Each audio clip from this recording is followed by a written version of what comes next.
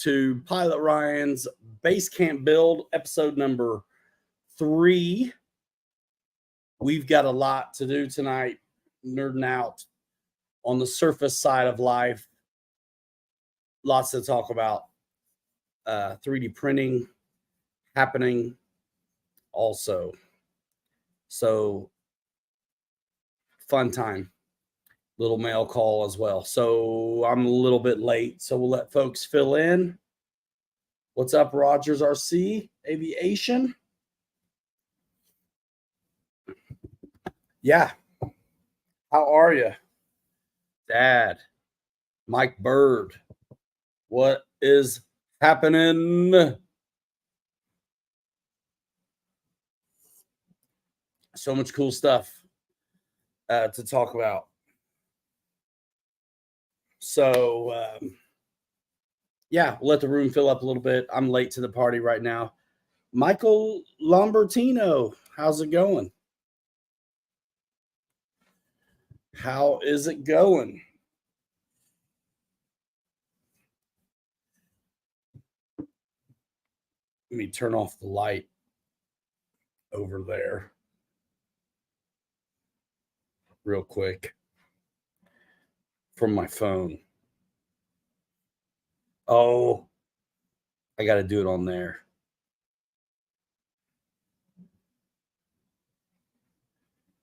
No worries. 60% on that one. Yeah, I've been cleaning up the desk, getting ready for tonight. I've got a whole lot of kind of mail call stuff. I want to go just show you what I got. And, and then we'll get into this week's installment of the Basecamp build, which is going to be the shocks. I normally don't look forward to the shocks, especially don't look forward to the shocks on camera, but we'll survive. We'll figure it out. And I think I got it lit up a little bit better right now. What's up, Dylan?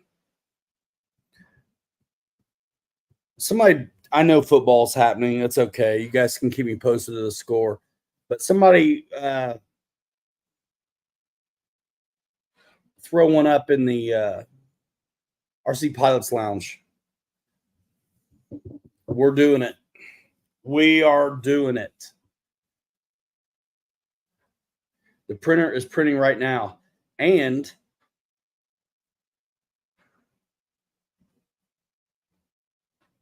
I think I might be able to really show you in a cool way. So let me see about that. It is printing something. I've been working on something since I've got this. This thing has been running since like Monday night. Let me see if that window is something I can share right now. 17.7 bills. 6 minutes left in the half, I assume. Video file, share screen. Let's see if it's... I had the window. Nah, it's not there.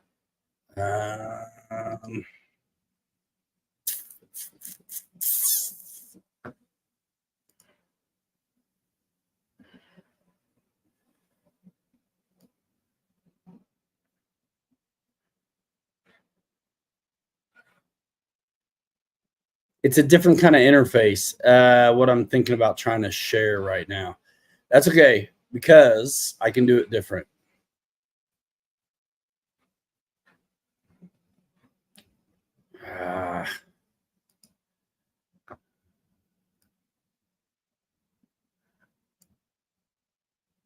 I just had it going. Oh yeah, I think I can do this. Hold on.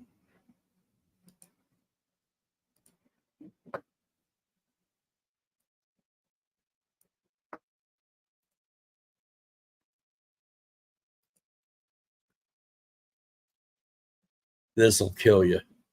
If I'm able to do what I think I'm about being able to do, this is just too cool. Wild Bill, what's up? Right side.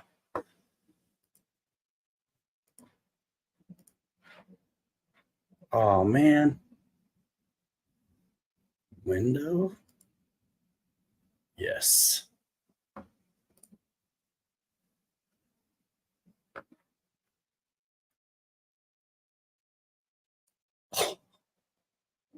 How cool is that?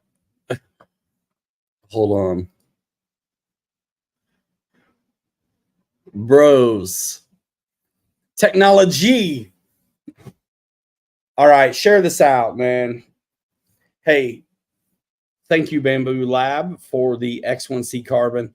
Right now, what we're watching is the 1080 camera that's on board the machine, and it's printing. I've got 2 pieces left of a truck. It's one little roof piece left after this is done. And some of you saw Kelly's Willie's wagon last week. That is what this is. So he sent me the files, and my first time ever doing 3D printing myself, I was able to do it. I printed off a little widget myself just as the test run, and Bambu Labs has a bunch of their own files and stuff like that. And so I just printed off a little. There's all kinds of stupid stuff you can print off, but I want to. Okay, so we can see that going in the background. That's cool. That's cool.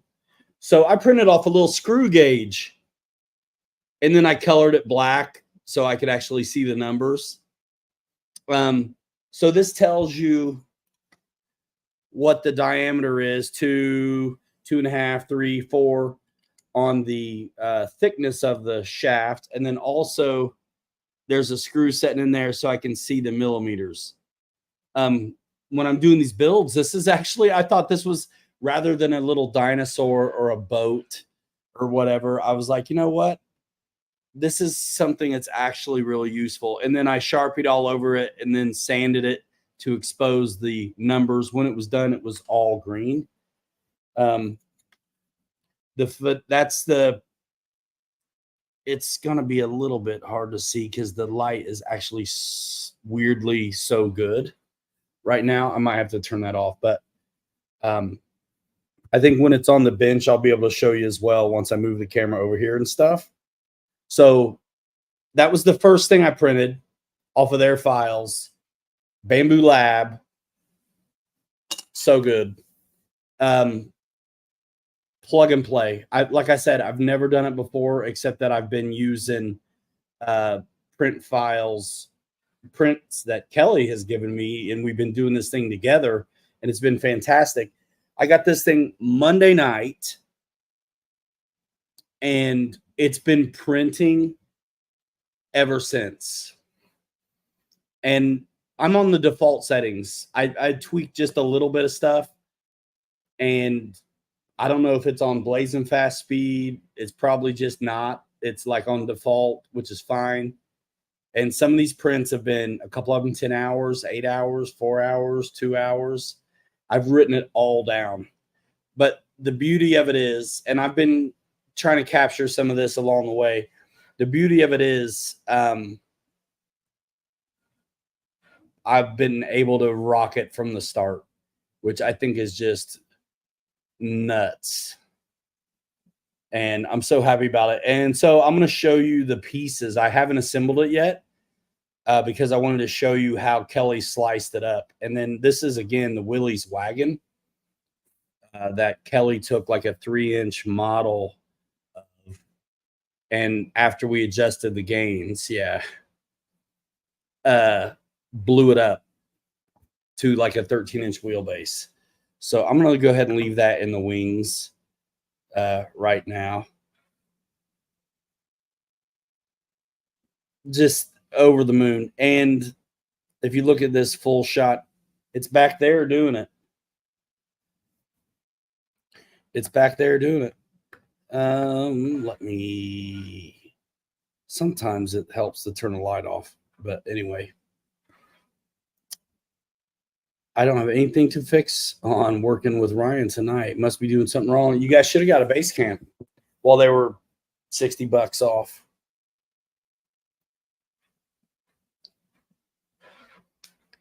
But I couldn't be more appreciative of Bambu Lab getting with me on this. I'm using PLA matte finish. It's going to take paint well and hide any kind of print lines and stuff like that. I think it's going to be, I'll be able to show you a little better when I have, I'll get the overhead camera on. Let's do that actually. Let's go ahead and do that so I can show you these pieces because they're so good. Let me get them.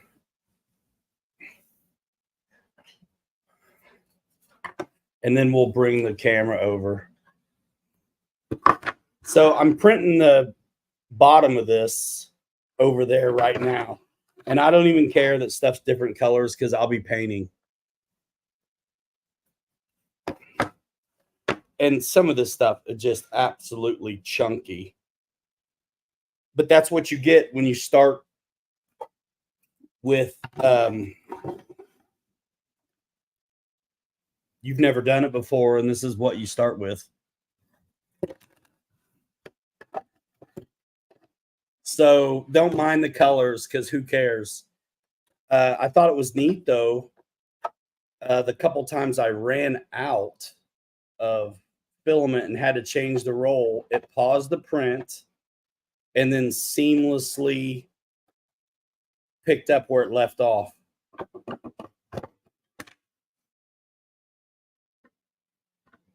Bro, it's been printing since I got it. So yeah, this is a Willie's wagon. The fidelity of the print is absolutely amazing.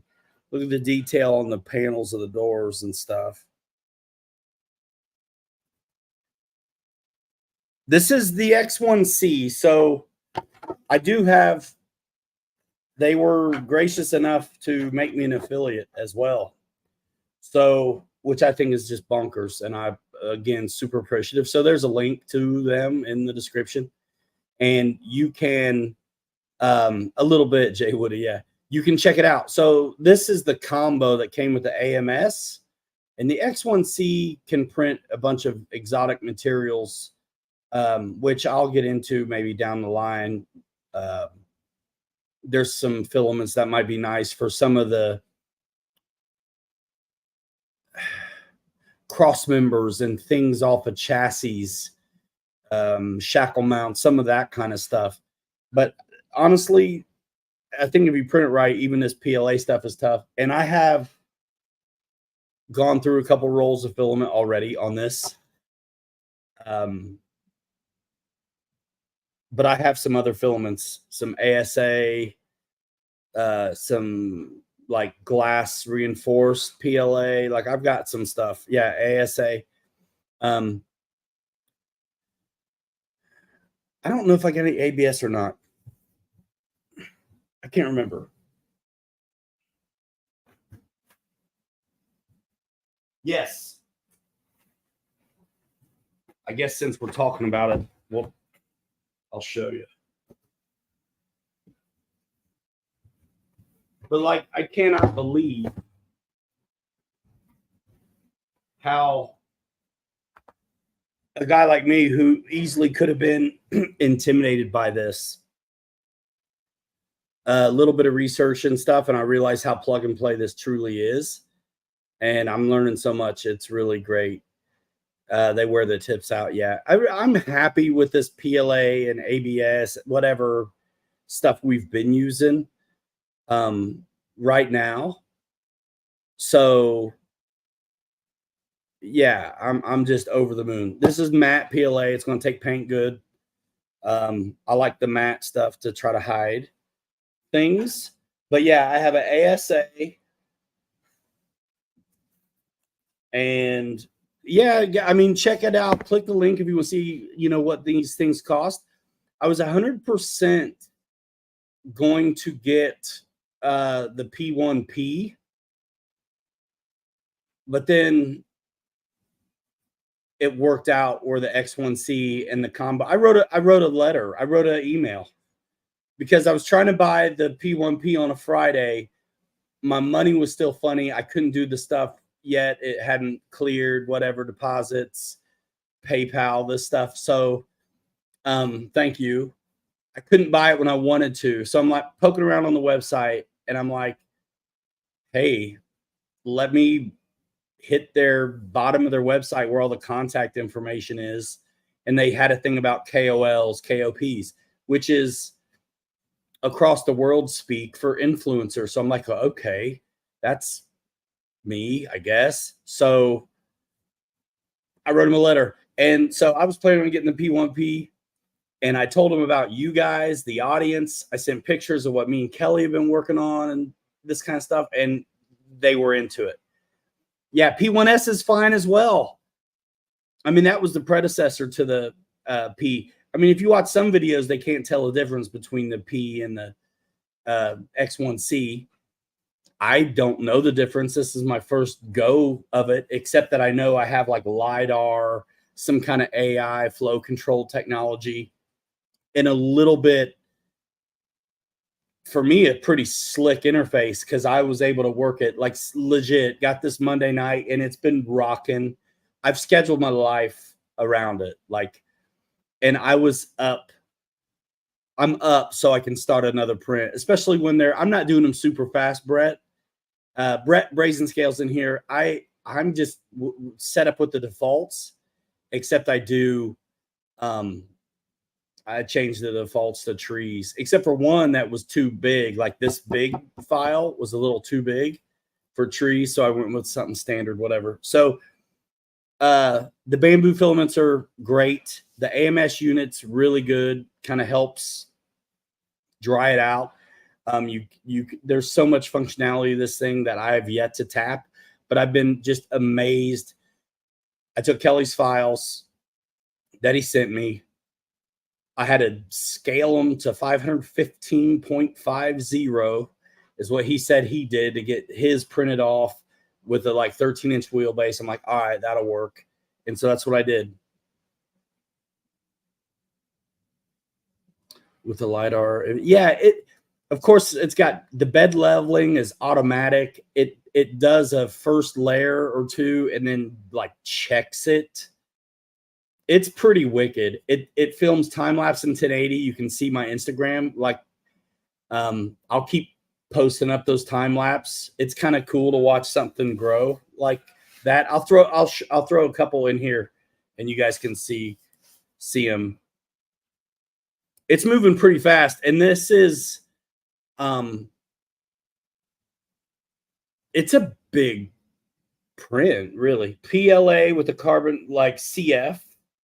I have lava gray. Haven't tried that, but when you are in the Bambu Slicer, Bambu Studio application, you simply just tell it what the filament is, and it knows what to do. And so the X1C has hardened steel gears and nozzle, where the P1, P, and S, I'm sure, have the stainless. So there's the ABS one. I got some ugly colors too. I just don't even care because I'll be painting it. And then here's another green ASA. I just got stuff to try. PLA matte, more of that, which I think is fantastic. I love that. I got an orange roll of Mandarin PLA matte. I burned through a white one PLA matte, and I got a gray one that was printing right now. Dope. Let's check back in on the printer, shall we? Let's check back in on the printer. Come on, refresh. Oh, yeah, there you go. There's a lot going on with the Wi-Fi right now. It'll go. It's busy. Printer cam, yeah. But see the tree supports, you can pick other styles of supports, but it seems like everybody's going with the trees.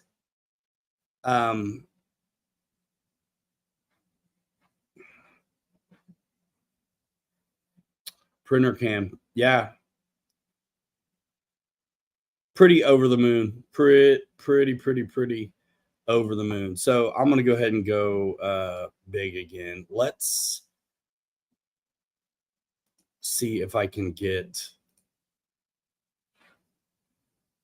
my time lapses. Can I show you my time lapses? Oh, I think I can right from where I was. Hold on a minute. Tree works good and uses less material. Yeah. And I think there's something weirdly romantic about it being a tree, like to me, like an organic shape. And I actually have some trees that I didn't throw away.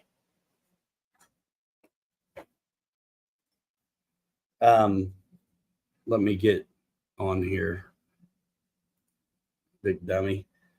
So, like little arms, like little trees, and it thinks ahead and goes and supports what you're gonna need: arches, windows, walls, any kind of weirdness. You preview this in the studio, it really yells at you if there's anything wrong, that it's not going to work, and it alerts you to that. And so you really don't make any, it's going to eliminate mistakes. Like, I have not had a bad one yet, and it's been running since Monday night. So this is actually one of the it's a brim, so it's like a 5 millimeter wide hat brim outside of the real printing surface. So like before this tree went down, this particular brim was first, and it just gives you more surface area on the printing plate, so it stays on. That I haven't used one spot of glue, any hairspray, nothing. Straight up printing on this plate with the brim. I haven't done a thing. I keep the door shut. I figure the temperature stays right. They did send me a smooth plate as well, which, I mean, if I need it, I'll use it.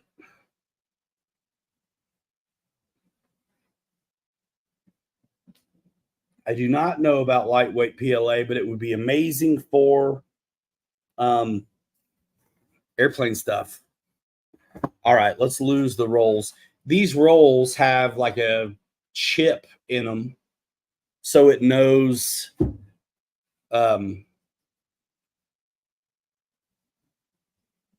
what it is and how much is left, from what I understand as well.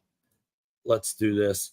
So you can see that this thing is 64% done. It tells you how much time is left. When I'm doing the initial work, it tells me like how much money worth of material it is.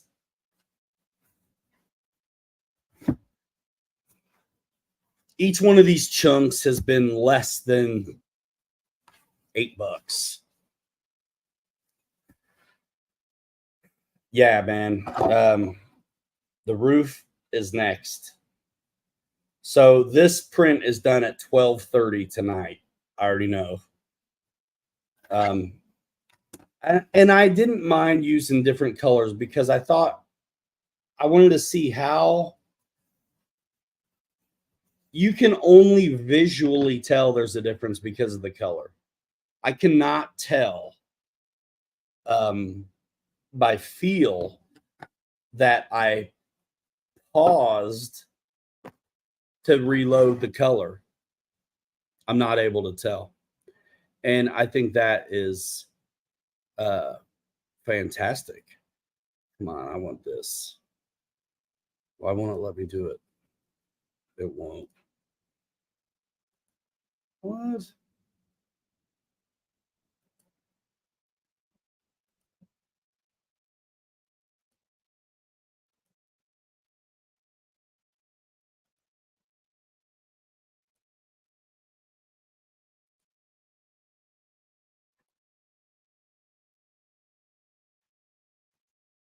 It self cleans. It does all kinds of stuff. It doesn't let me do it like a guest. So that's as it's the time lapse is really nice. This is literally slow going. Um, but we can leave it on for a minute. Yeah, it's telling me how much material is when I'm in the Bambu Studio portion of the app. So I think what I want to do is we'll look at these pieces again when I get the camera overhead. Just too cool. And once this is done, because I have a lot of files from Kelly and I don't want to get confused. And I've had to scale every one of these files up. And so I want to get done printing this off and then I'll get it glued together. Yeah, there's a chute for the waste. It self cleans. If you start researching this stuff, you'll find a lot of people agree like that. That's pretty choice.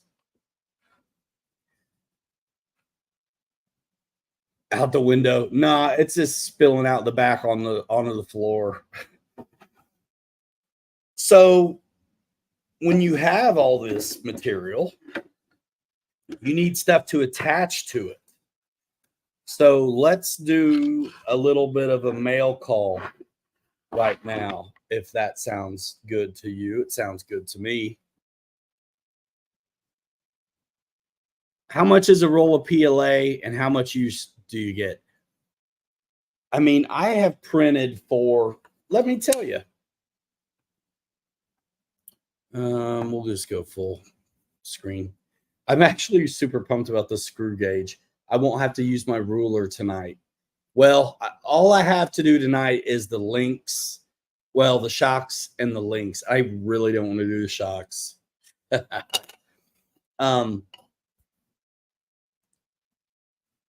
Okay, yeah, I'm gonna tell you how long. Click the link, man. You can see that I think the filament's $20 to $35 depending on what you get. But I'll tell you this. I have one more file to print for this Willie's Wagon body. And I imagine it's probably a 4-hour deal. So right now, I'll tell you, this will be cool. The front cab was like almost 8 hours. And it printed, you see my Instagram, it printed like this. There's a self-orient thing you click. So it's going to rotate this thing around to the best, most efficient use of material. And you can override that as well and do your own thing. I know the light's just so crazy, but look at the handle, like the doorknob. So good. All right, so 8 hours. The rear window deal, 5 hours. So that's 13. Rear floor, 10 and a half. So there's 23 and a half. 23 and a half. Remember that. The hood makes it 25. Nothing. And this printed like this. Most efficient use of material.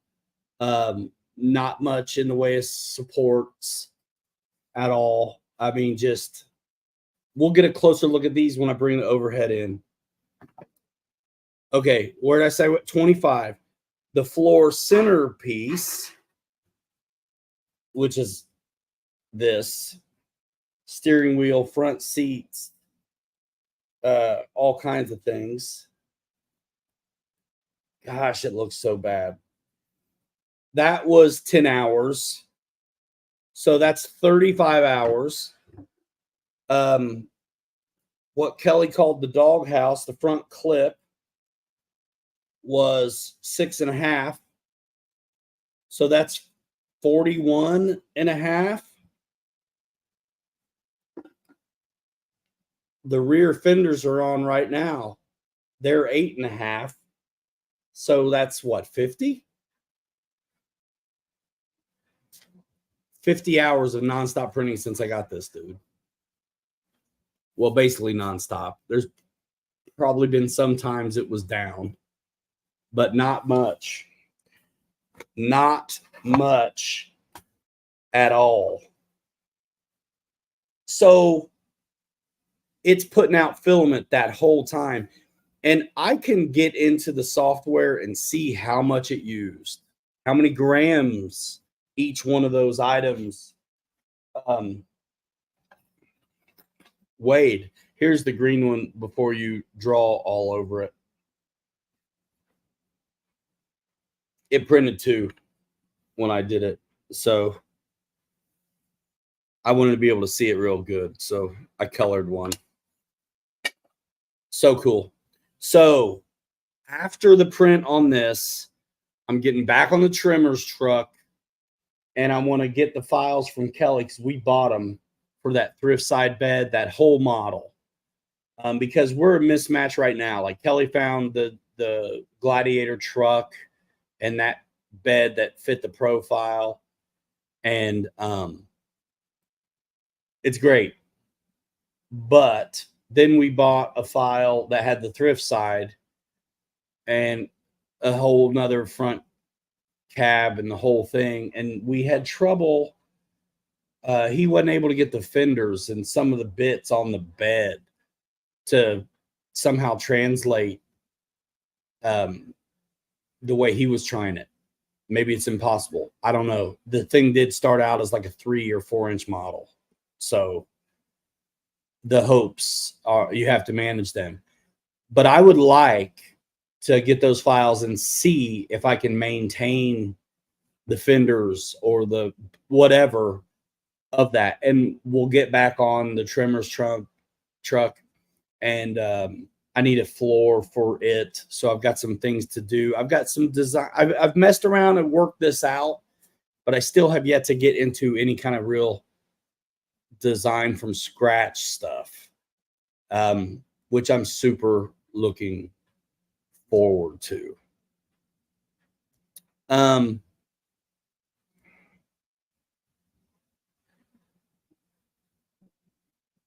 This body, when I'm done, $30. And again, this started off small. I do not think, and I just wanted to crank and get it done. Like this stuff is way stronger than it needs to be. There's ways to thin it down. It's a thick girl. Like it's great, and I'm fine with it. And because I'm probably putting it on a leaf sprung chassis, I'm okay that this thing needs a diet. But you know, the interesting thing about the trimmer's truck is it's just the outer skin. This thing is printed almost as if it's got there's just more depth and thickness to it. And that's not because of the printer, that's because of the file. So there's no like inner door card or anything like that on the trimmer's truck cab that I got. There was on the bed on the original one. But this is solid.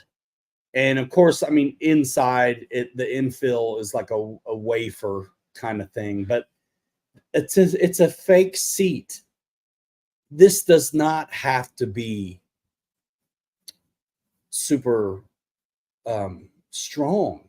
And there's things that you can do I have yet to touch on. I could keep the floor strong to kind of really anchor and tie in with the chassis and keep the whole thing rigid, and then slice it up where the seats are their own part that you glue on later, and let the floor be sturdy, and let the seats be very thin and light and such. And in that regard, it will print faster and you'll save material. We're learning, and I think this is a heck of a start. And I have a Willys wagon that doesn't exist any other way. Okay, it's thick, it's heavy, fine. Gives me plenty to screw to, bolt to, cut up, whatever. And then honestly, you could almost embed blind nuts in this stuff. It's so thick. You heat up a nut, you could do whatever you want here. And that's just after the fact. Once you get smart, you can design it in. I mean, you can pause it at a certain layer where, okay, I need to put my magnet in right now, and then continue to print. And thank you, Raitza. So we're just scratching the surface. First few days, the whole thing with Bambu working with us is that the deal was I'd share what I'm doing with it. And I thought about it for a long time before I was like, you know what? I got to get one too, because Kelly, thank God for him. It's really his fault, because, and he's so generous, because now that I know what it's like to print some of this stuff, like that dude printed me off a ton of stuff, which means that he tied up that machine for days, hooking me up with the Land Rover, man, and the trimmer's truck and a little bicycle, whatever, you know? So thank you, Kelly. And thank you, Bambu Lab. And you guys, listen, I'm not trying to sell them, but if you're looking at them, use the link, man, because it lets them know that they're getting something out of this besides just hooking up a guy, making him like a kid in a candy store. So yeah, Instagram, this Thursday show, definitely going to be about it. I'm going to figure out ways to implement it into, the airplane side of life as well. And just things to make handy bits. Like bead locks are a son of a gun.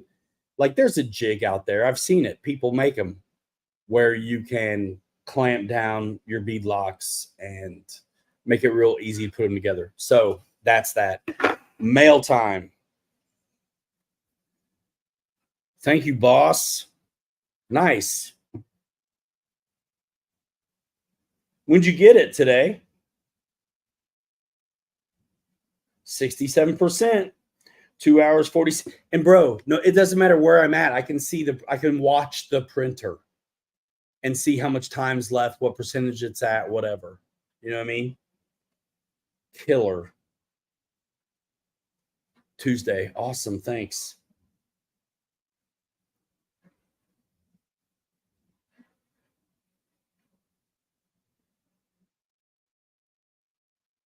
Kelly sent me a surfboard file.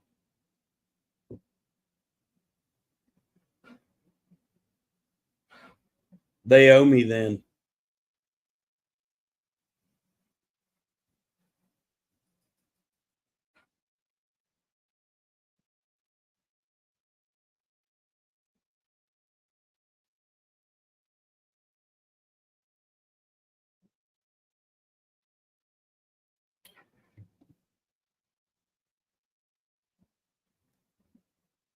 So on Dad's trimmer truck, it has Baja, old school Mickey Thompson Bajas, and they look just like this.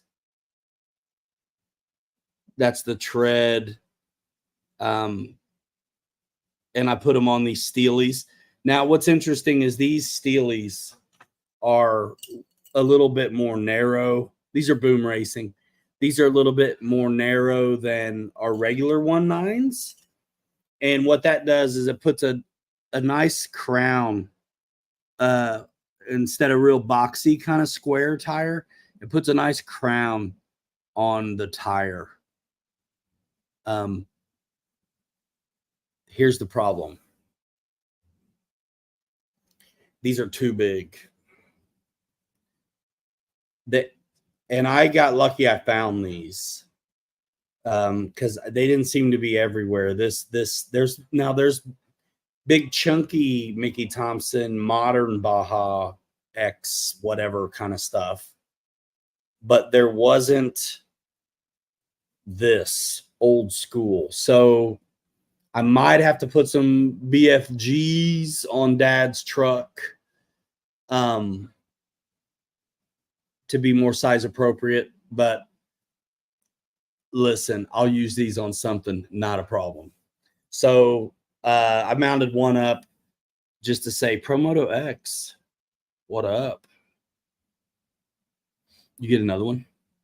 I need one. Whatever. Yeah, Dad, I know you're cool, but it's got to be size appropriate.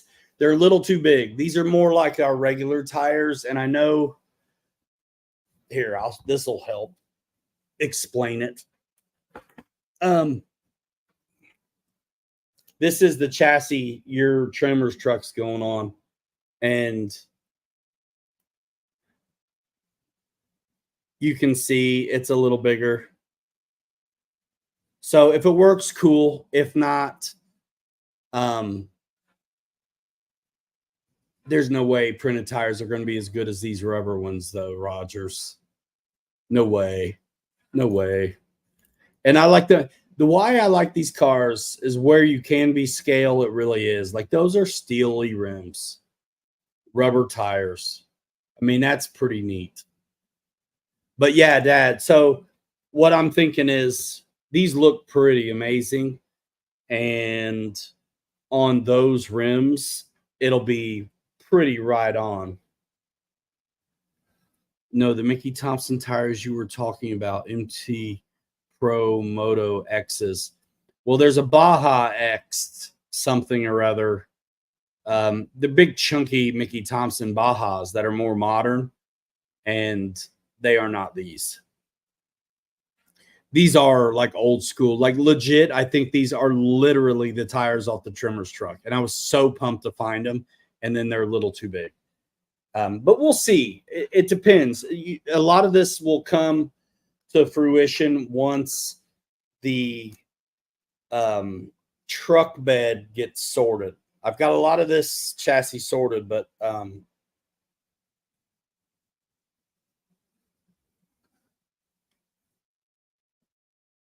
it's not the same kind of rubber as these, right? It's like some TPU or whatever.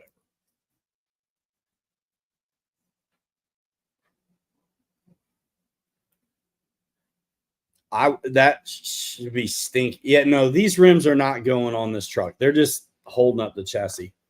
It'll be more like these dulled down Steelies. I really wish it was these tires, but they're a little too big.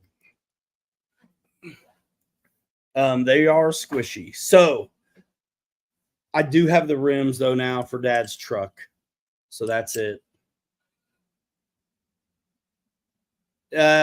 If there's a problem while printing, it just stops. And it sends you a bloody memo to your phone.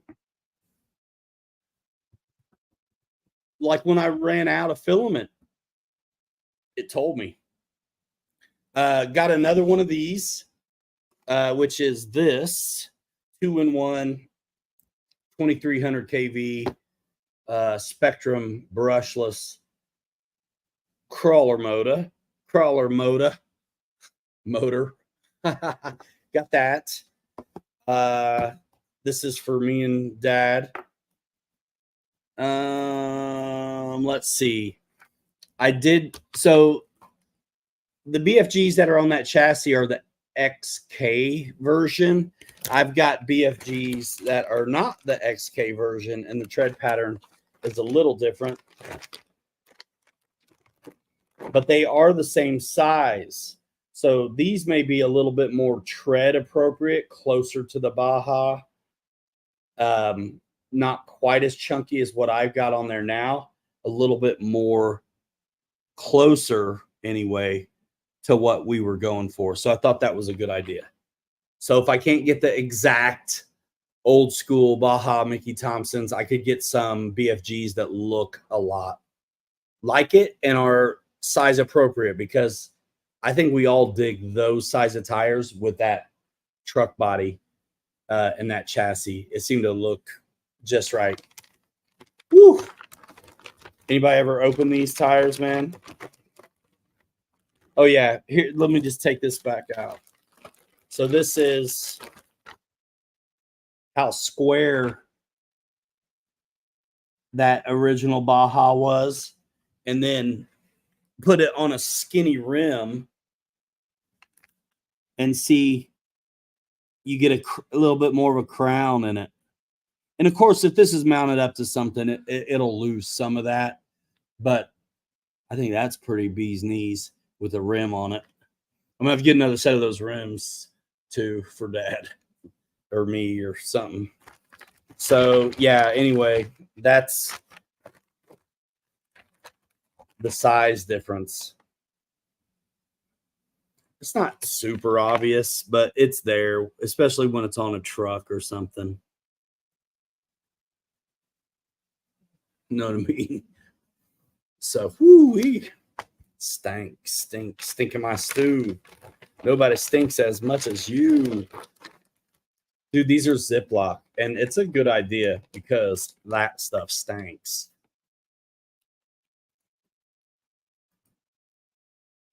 What's happening over here, by the way? What else? I got a bunch of little tiny things, and I'm going to show you because... And then the Basecamp build, we got about 15 minutes, and I'll get into the shocks. I think maybe the internet's going to come down by mistake in 15 minutes.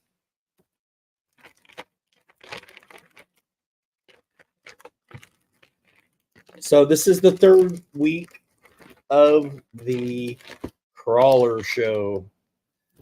I'm loving it. This is the only reason why we're doing the shocks tonight. It showed up today.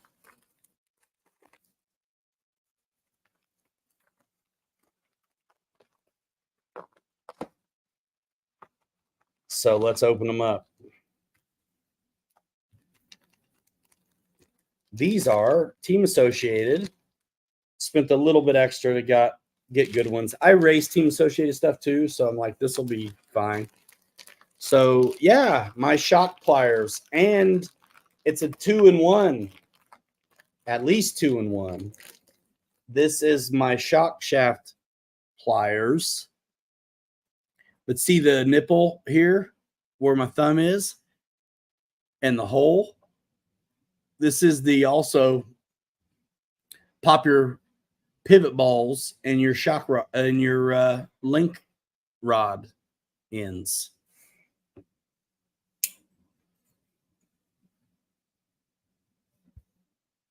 I needed that. And it's shock day. It's shock and awe with Team Associated shock pliers, $35. Get it done. They're aluminum. They look nice. And I'll be able to do my rod ends as well. 3mm, 3.5. I don't know what that other one is. But yeah, I race Team Associated trucks, so this will be good to have for that as well. What else did I get? I got the rest of the bead locks for me and for the trimmer's truck. A couple of receivers for surface we got.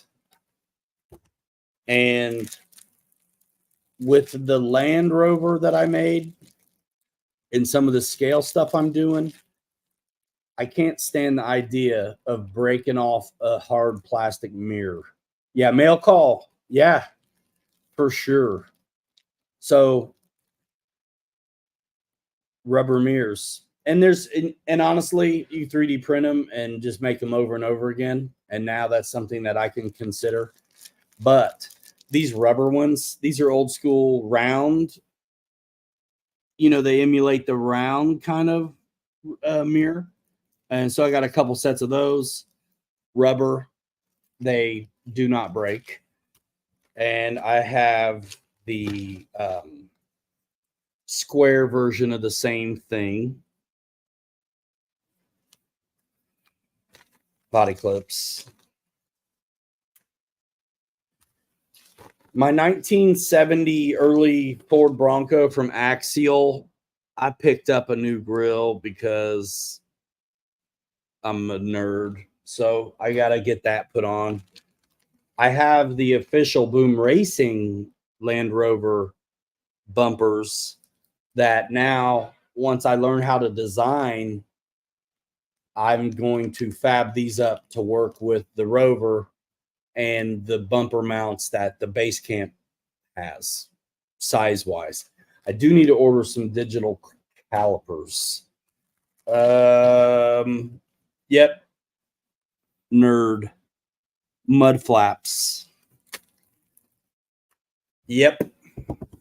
Mud flaps. I think that's it.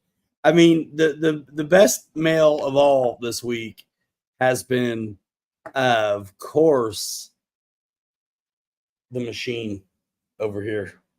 The Bambu Lab X1C mini fridge, magic maker. 70%.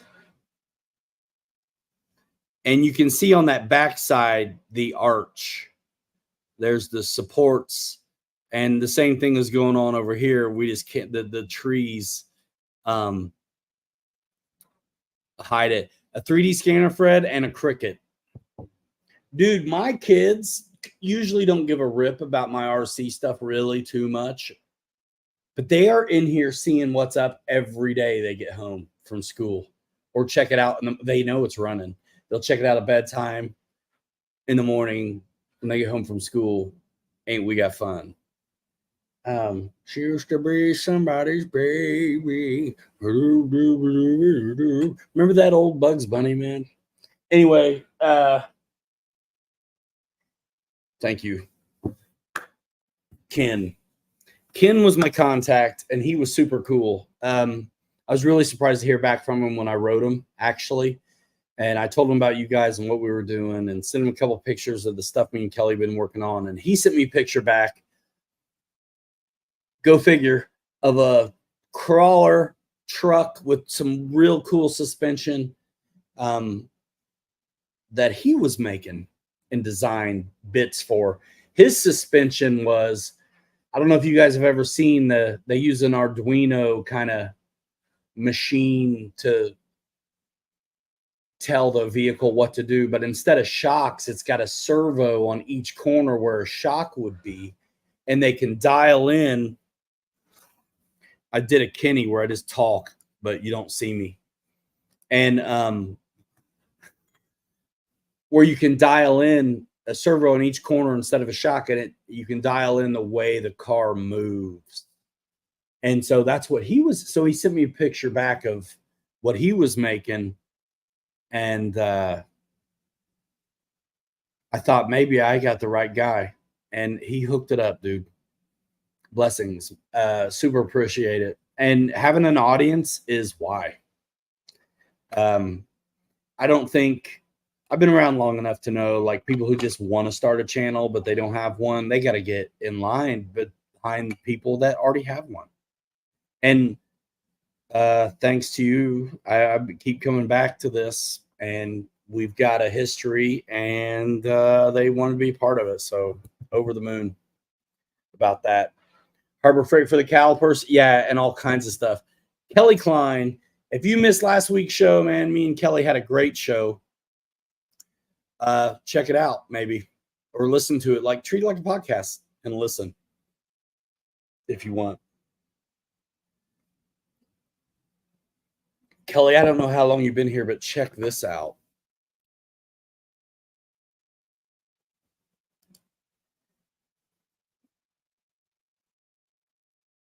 That is the bottom back part, and I have the top roof rear, and I'm done on the wagon. Yes. I'm thinking I need to check out my TF2 chassis that has the FJ55 on it, Kelly. As long as I don't have to, like, ruin the way that body mount. There's no lights, there's no nothing. So that body will come right off. And legit, if this body were glued together, I would get it now. 50 hours worth of printing is my estimate on this. And man, it's buffering out where you don't really see it moving right now. Hey, wait, I'm wondering if I can show you guys the time lapses. Hold on, real quick. I might be able to. Because they're cool, bro. Come on. Let me drag this down.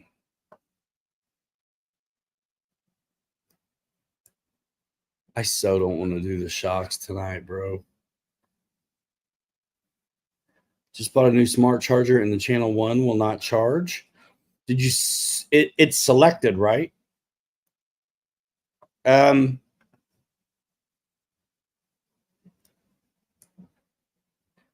if you have the receipt, you should be good to go. You can get it. You've gotten up at 3 in the morning to start other prints. Yeah. I kicked one off 2 nights in a row. They've ended at like 2:30. And I wanted to start another one. Dude, hold on. I'm trying to get this. I want to show you the time lapse, but I got to get the new window open. Why won't this let me drag it? What in the world?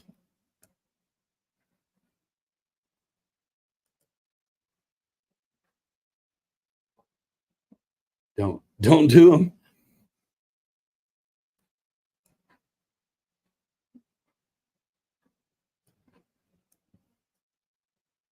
Yeah, man. I really am so thankful. Dad, Kelly, Bambu, you guys. I really didn't think I was always very intimidated by the prospect of this 3D printing stuff. And well, guys, if you want to see the time lapses, follow me on Facebook, Instagram, YouTube, whatever. I can't get to them right this minute, but we do have just a few minutes. I think I'm going to set up the shot for shocks. We'll get them done. And because I don't know, maybe this Basecamp ends up being underneath this thing. I don't know yet what I want to do. But first thing we're going to do is get this body done. We're going to leave the back off so I can get in there and do stuff to the interior. I've got a lot to learn. I probably will pump my brakes after I get Kelly. I'll get with you to get the files for that the whole thrift side deal we bought, because I want to see what I can do with that bed, if anything. And then I'm gonna pump the brakes and learn some design stuff, because now it's time to move to the chassis and try to make some little bits. Dan Zimmerman, what's happening? And Fred, you nailed it. A little 3D scanner, and I could just, instead of design it, I could copy what's here and make it, integrate it with whatever I need. So what's the score right now? Bro, the 49ers just ate. Who'd they play? Don't even remember. They ate them the other day. Wrightsa likes the Bills. 31-10, the Bills. What's up with Miami? They're in Miami.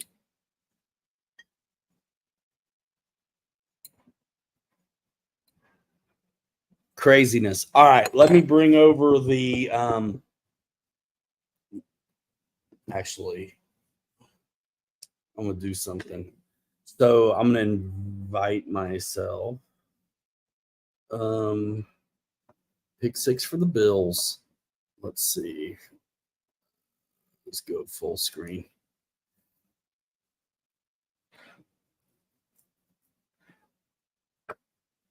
I kind of like Miami though too, but I like the Bills. I like the Bills. All right, so here we go. invite.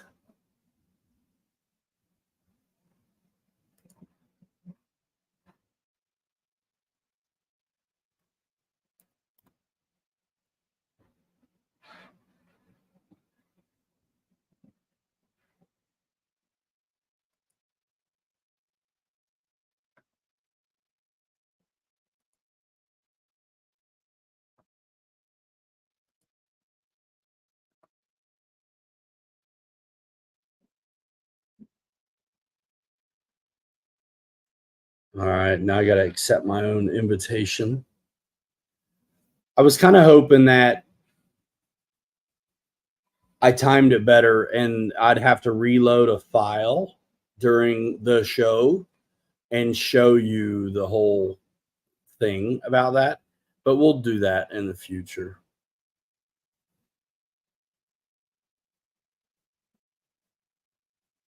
Bro, did I mess up sending it to myself? Come on.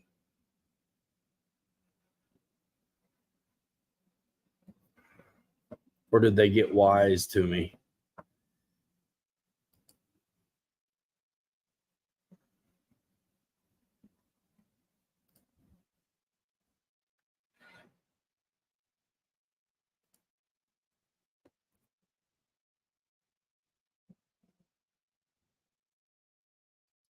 Yeah, I sent it to the wrong account.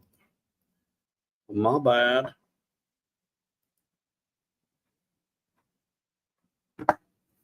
College football's great. All football's great. Really. Come on, man. Legit. There it is, finally. Check this out.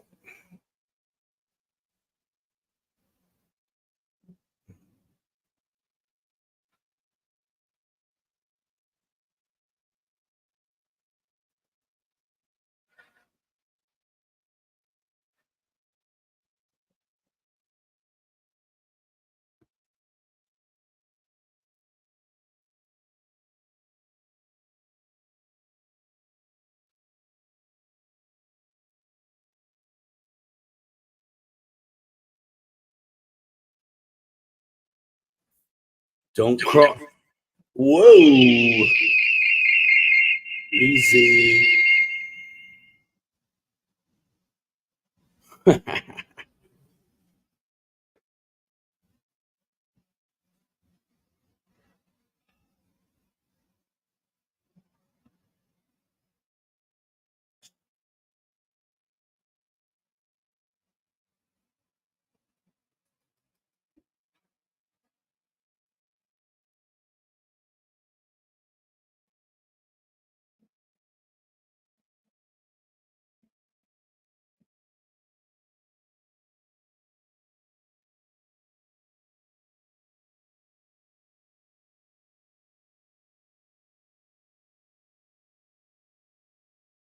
Here's the best stream.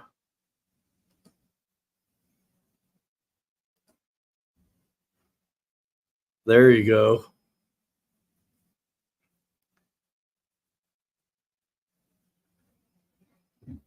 So that's got the bumper. I felt like it didn't need that many trees across the back, but what do I know?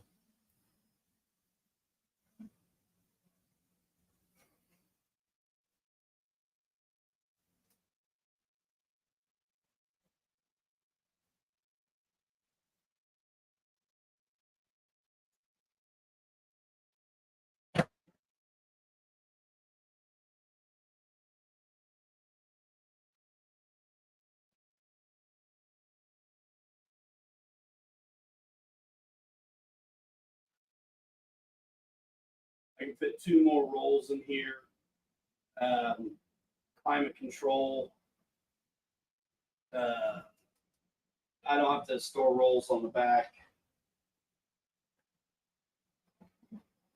That's the same interface I see on my phone and on the computer.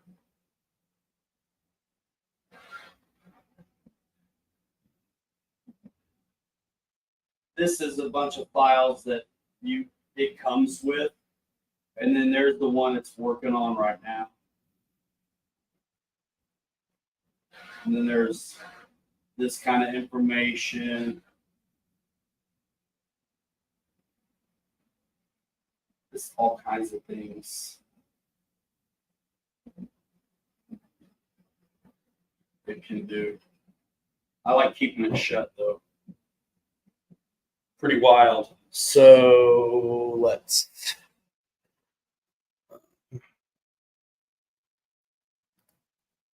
get this shot dialed in. Why does it always do that, even though I muted it? Why? It does it.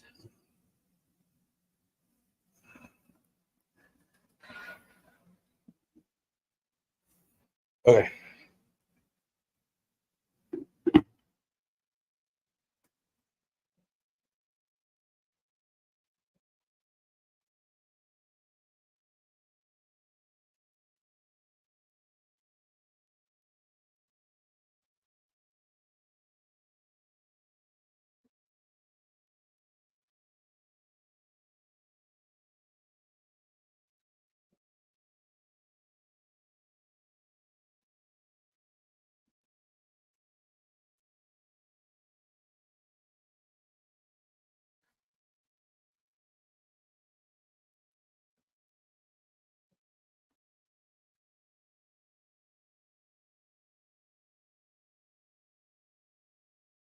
So yeah, I know it looks super goofy, but I don't care.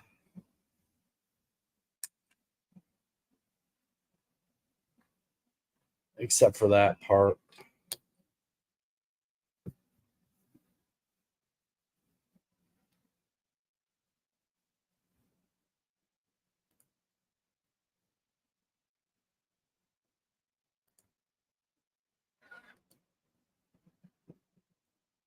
Nice.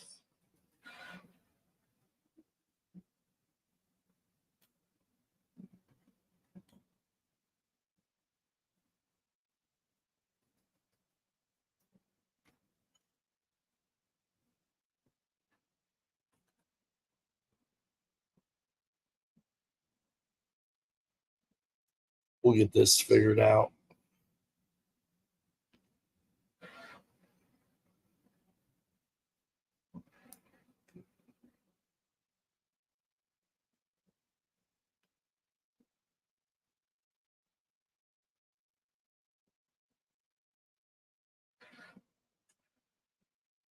This show's an adventure every time.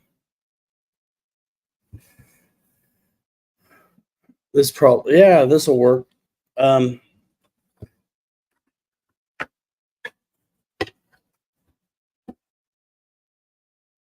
at that. That's crazy how nice that is. What's up, Mountain RC?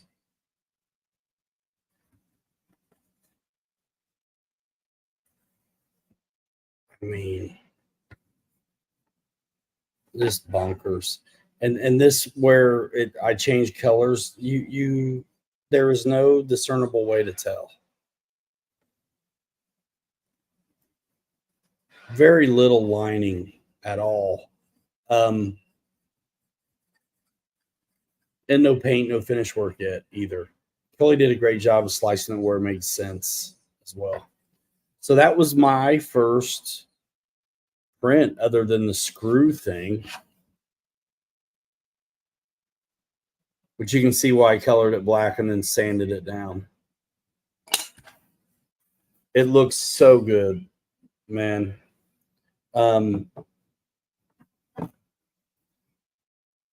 There's the hood.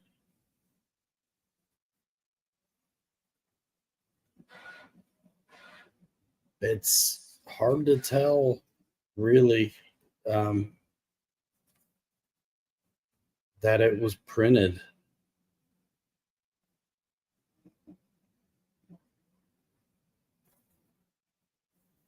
It's strong too.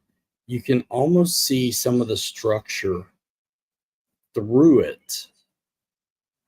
Kelly. It's so good, bro. And this we printed like this.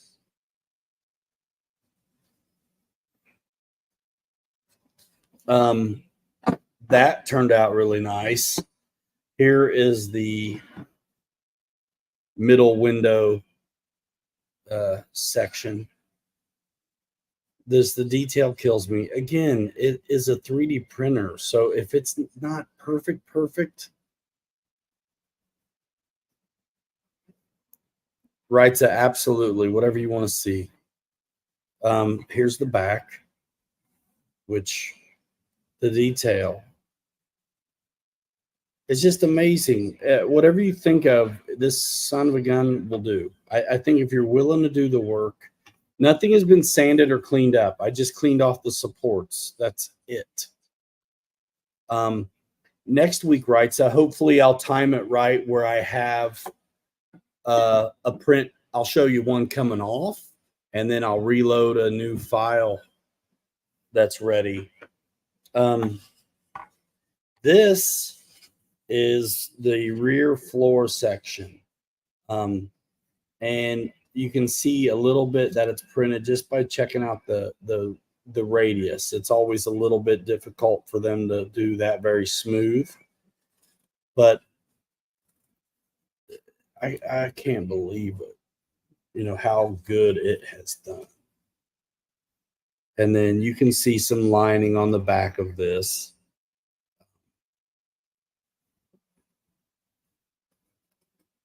So what?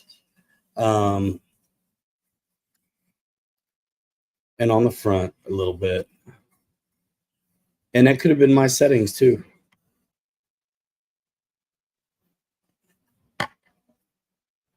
And you kind of see the structure sometimes. The light, you see it's almost like honeycombed. No, I probably will not be going to Bigfoot, Paul. This one needs cleaned up, just a little bit of spaghetti, but this thing had a lot of overhangs. But look at the seat texture.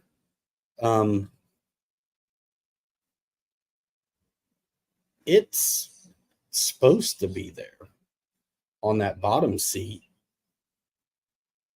I think it looks good enough that it would be. And man, this could have been a separate print, but it did it. It had trees all up in it. Trans tunnel.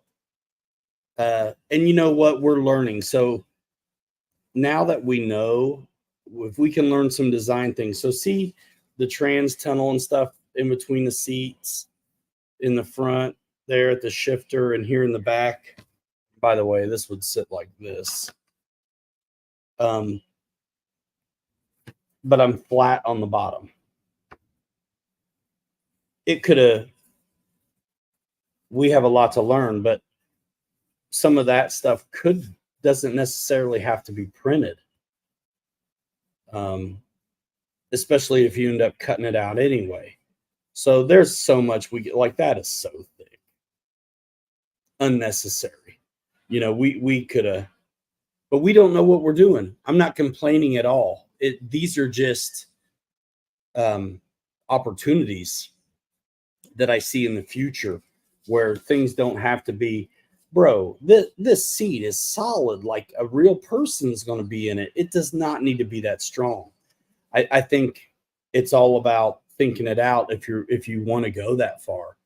I didn't want to go that far because I'm brand new. I just wanted to print what we had and see. And so now thinking about it, it's like you can divide this up. Like if I have this on the print plate and I can just click a button and I can make this my own objects. I can split it up and slice it where the seats, let's say, come off. There's definitely going to be there has to be something where you can, because of this trans tunnel business, it could be scooped out. I don't have to print all that material. So that'll save time and money to learn some of that designing a little bit better. But I'm over the moon. with what I'm sitting here holding in my hand that did not exist till a couple weeks ago, and I saw come alive in my studio office. So thankful, so thankful. And then this is super cool, the Dreamsicle Doghouse. So again, changed colors. There was a weird line in this in the print and supports for it, but the other side didn't have it. Just a little bit of a weird slice. But I don't care. I'm not mad at it. It gets really thin here. And so there was a little bit of delam happened there. I glued it already.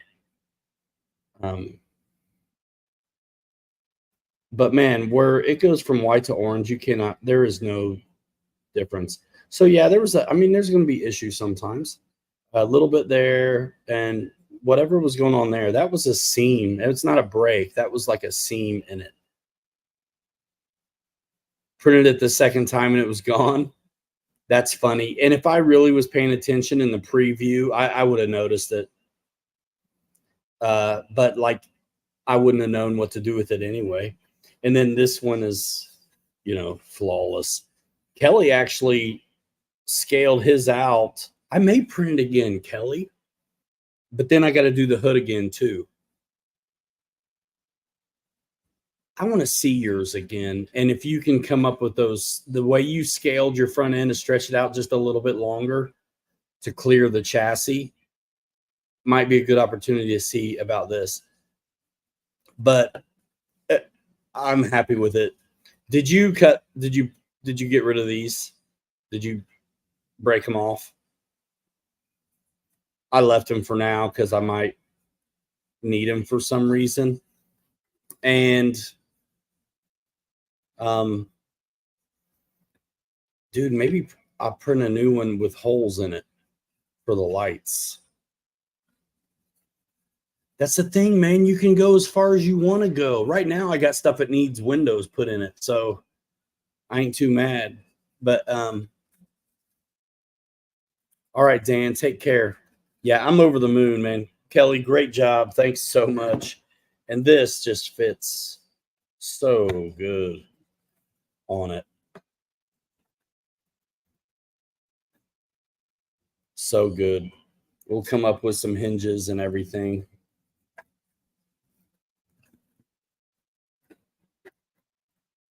I mean, look how these lines match up. And I'm pretty sure Kelly sliced that hood the way it was. I'm not sure it came that way. Dude, in real life, does it go all the way down?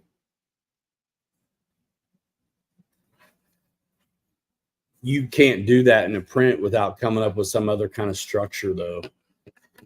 This is amazing. I'm over the moon. Gives me the willies. You sliced it. Yeah, so glad because we can hard mount these and get to our battery and stuff. Thanks. Just so cool. Okay, we're going to leave you right for 1 second. Let me see. What time is it? My phone and computer are absolutely super busy right now. I need to clean the table off again. It's going to be a great truck, man. I need to get some paper towels and stuff for these shocks. I think I got some oil over there. 1028. All right. I went over. It's okay. So, watch the print for a little bit and I'll be right back and we'll get into these shocks. All right.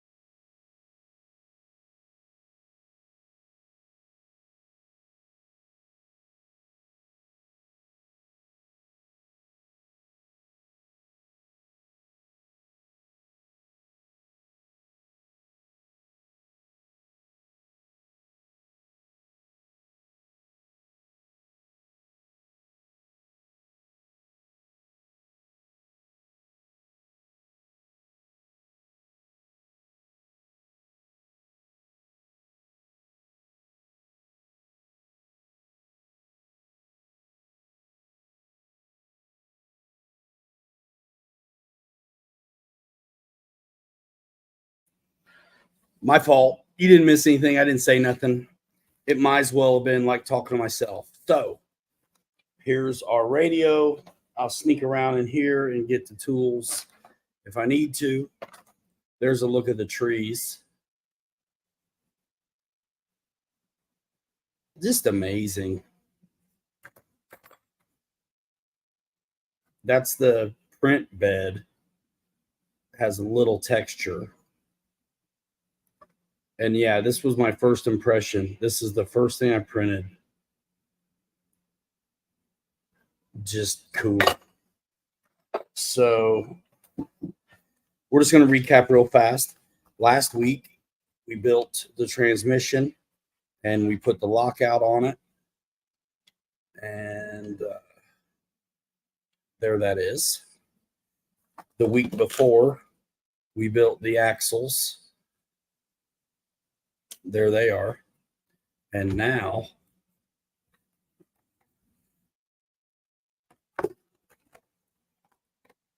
we're going to build the shocks. There's oil in this. I know I already have one open though.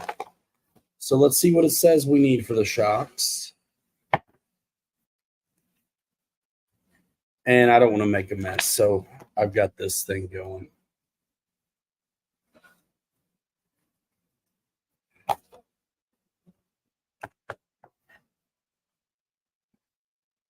I know there's circlips involved.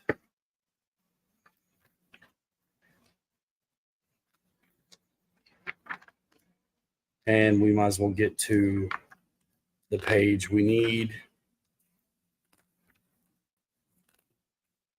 for the shocks. We'll start breaking off parts. I'm not still muted, right? You're behind. You guys can hear me, right? I shouldn't be muted anymore.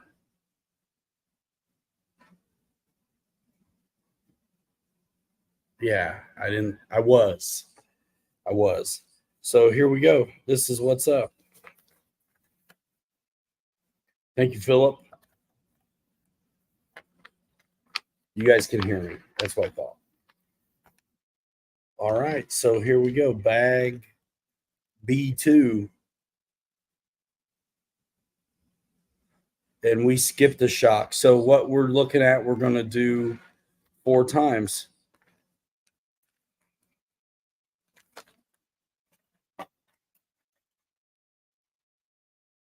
I'm getting my already open bottle of oil, though.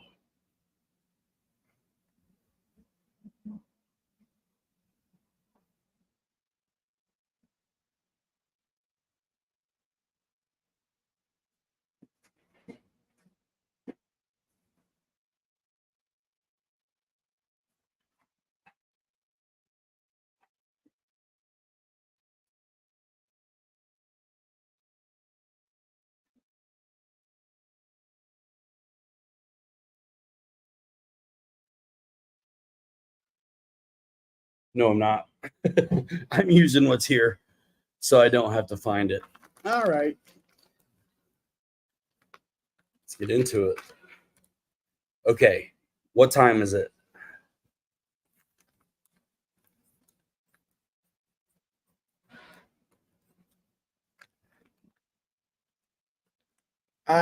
Once I get into it, it's fine, but I don't ever look forward to doing the shocks. I'll say that.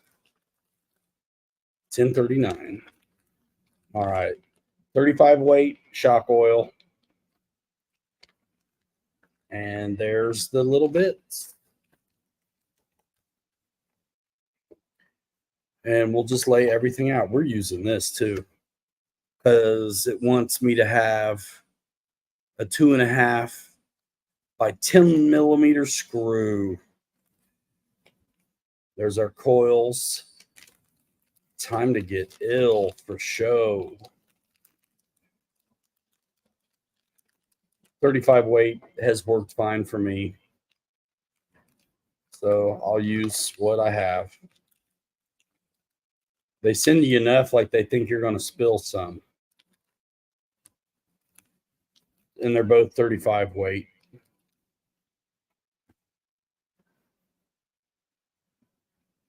I'll do one at a time, so to say. All right, and then I'm going to need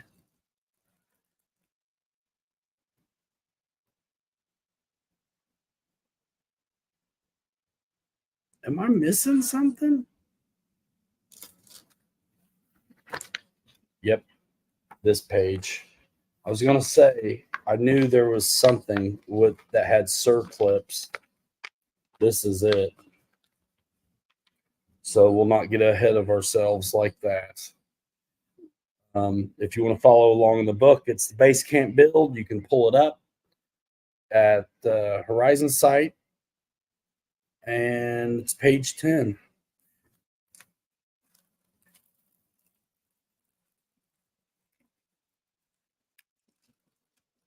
And I have a trick to show you too for some of this.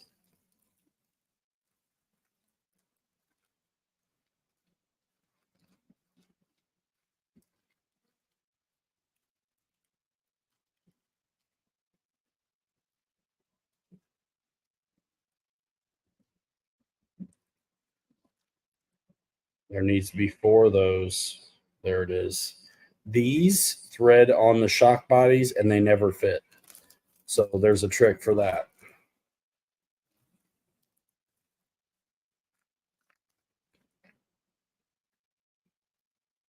Okay, so for this portion,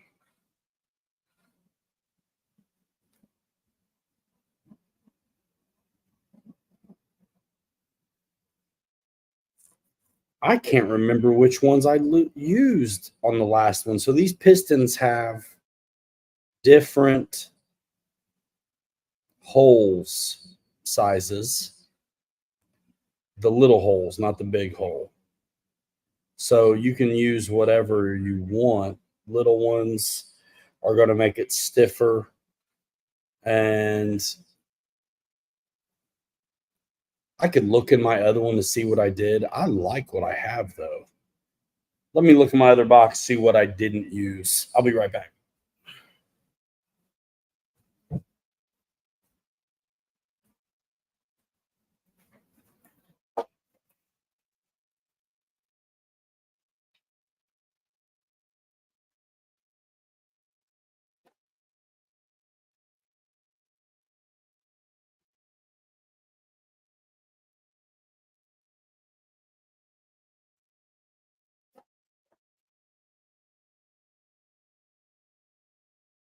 Hey, Kelly, you here?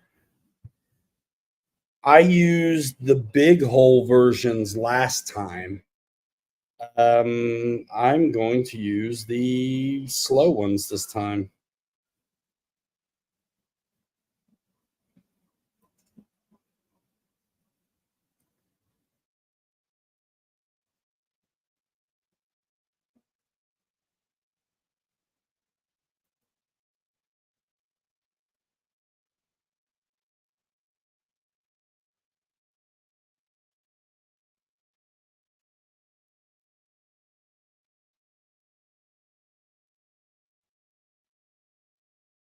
What else do we need to pull off right this minute? We're going to need, those are right there.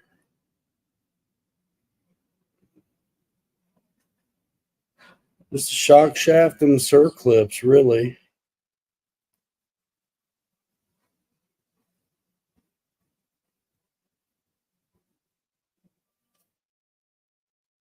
These.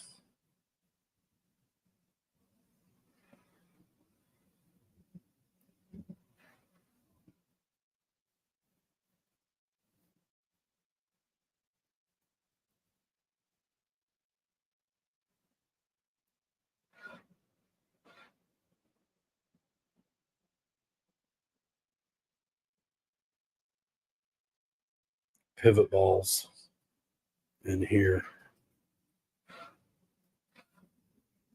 We're just gonna, start going with this assembly.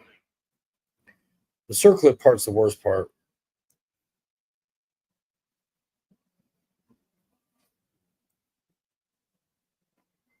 We're going to eventually need that is for once you got the vehicle going. We need these.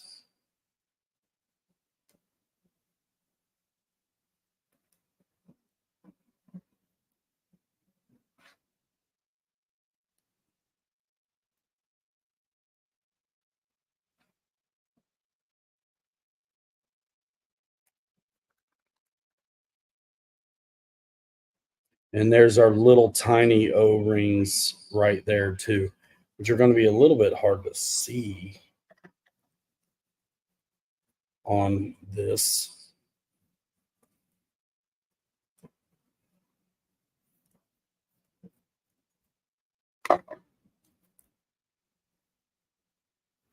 What's up, General RC?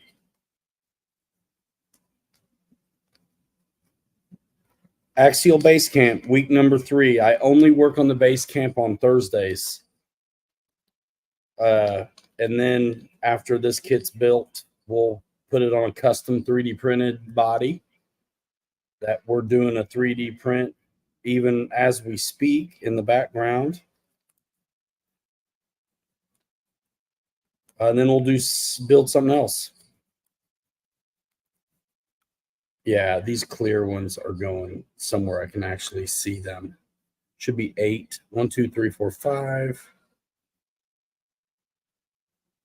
6, 7.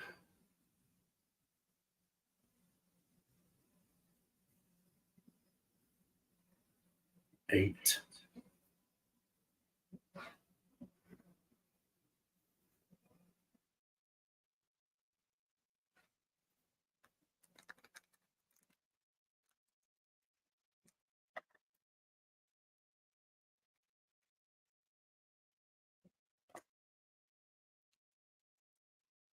And this is the pieces.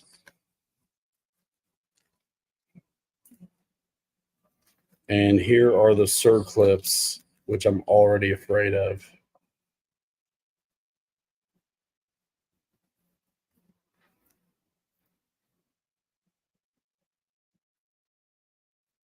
But that's what makes these things cool, man. It's like anything you assemble. Lots of circlips. All right, let's use these pliers. The glasses are magical. You ain't lying. Let's go. Oh, yeah. Now I can see.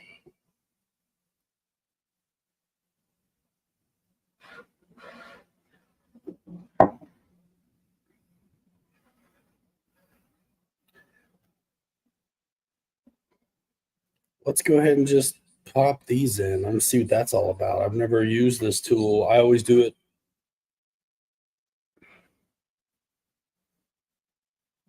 Let's do it, man.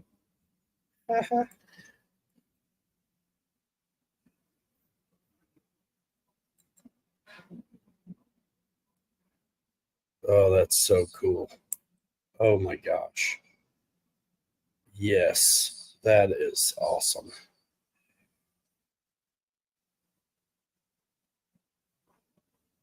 Okay, now you have to make sure you're not an idiot. Okay, because there's a standoff size as well. Oh my goodness, this has changed my life. See these long ones? They go in those things.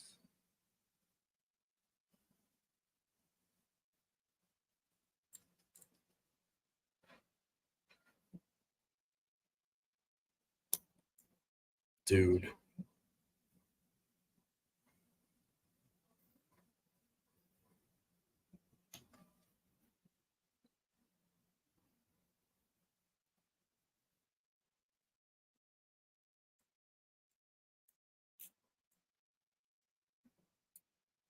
Awesome.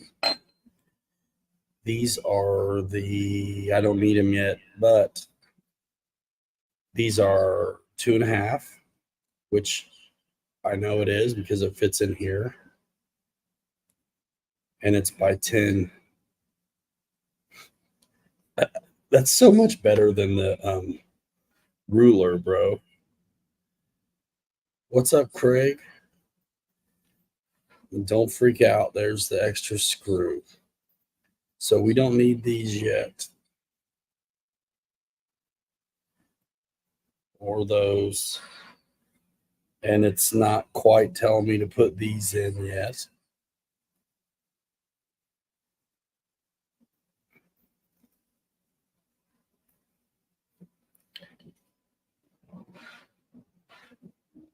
First thing we're doing by the book, flip what backwards?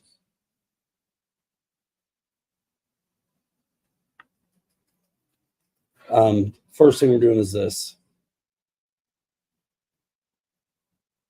Shock shaft. So it makes sense to put one circlip on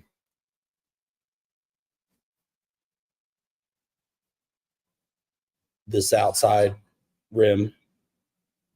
Oh, the hat. You're right, bro. You're right. Because when you get busy cracking, that's what's up.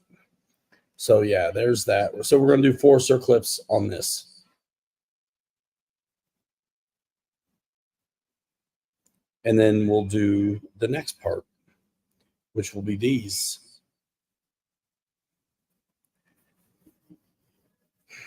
There has to be a circlip plier or something, right?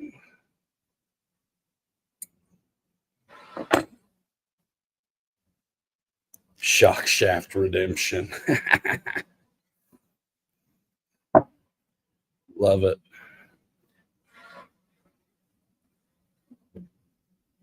It's really not too bad.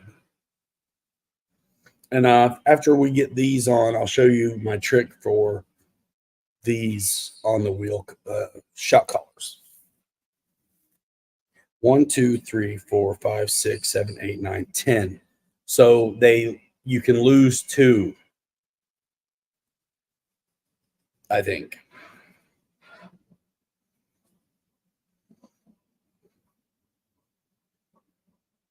The first one shouldn't be too bad because you've got nothing in the way.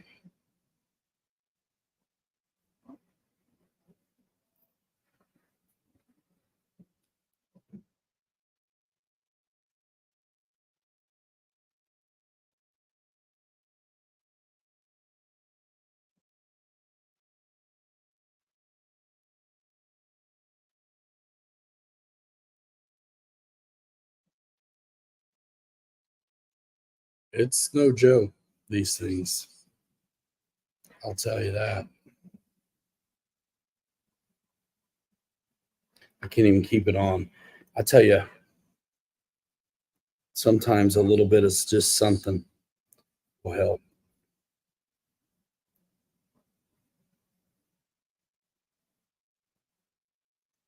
Jeez Louise.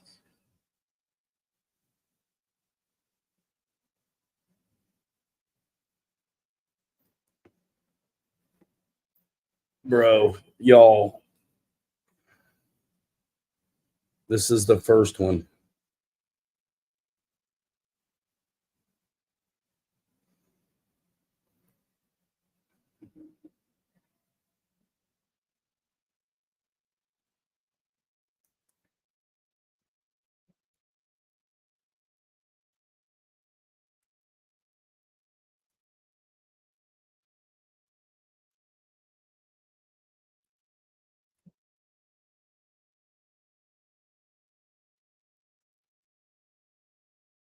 This is why guys don't like doing these, because it's an absolute pain.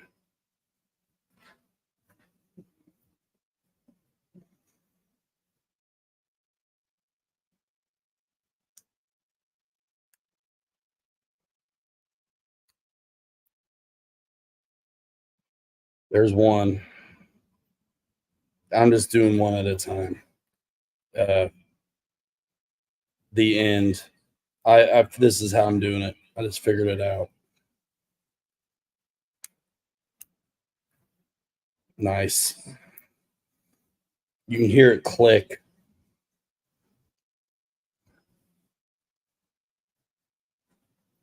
I'm on bubble wrap and like 3 layers of paper towel, so I can like push down in and do what I gotta do. Can you see kinda?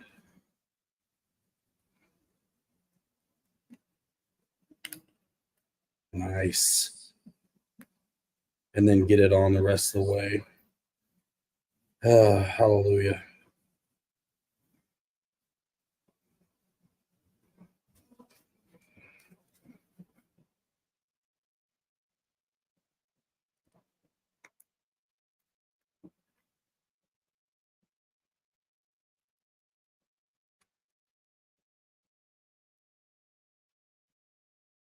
Come on.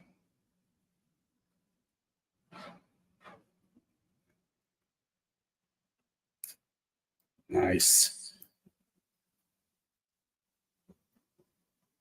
Yeah, bro. I'm not sure if all shocks are like this, but I kind of imagine they are. The next part's the worst part because you have to now sandwich these shock pistons on and then set one in there.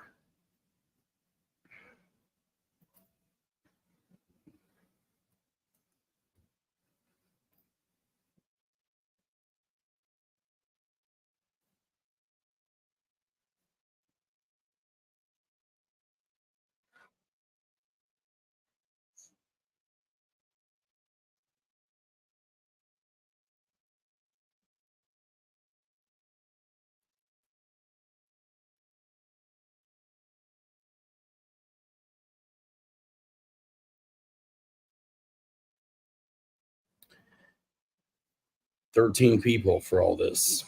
All right. Okay, so this is a little bit harder.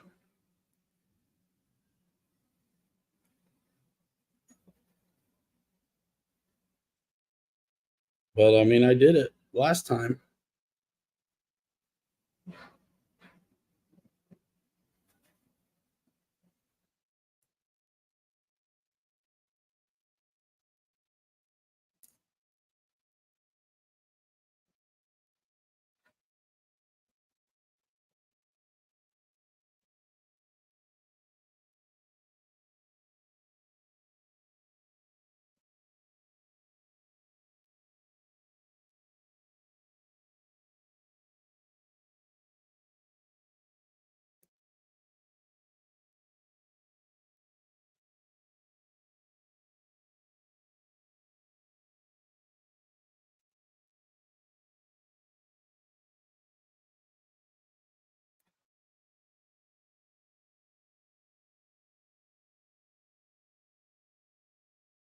But yeah, so the whole thing is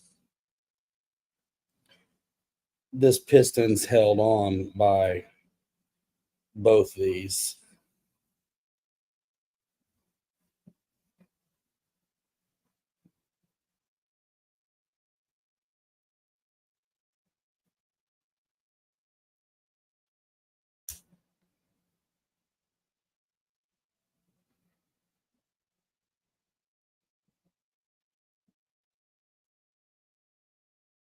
Once you get it in the groove, there's at least a little bit of hope.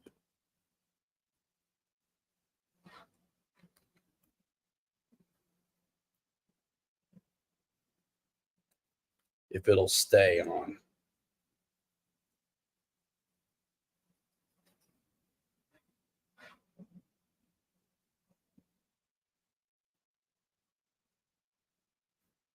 I told y'all I didn't want to do these in front of folks.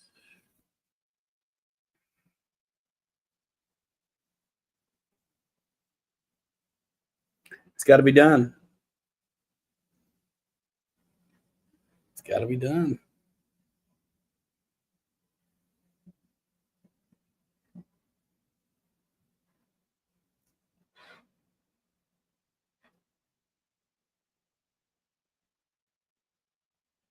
If I was really smart, I'd shave these pistons down just a tick.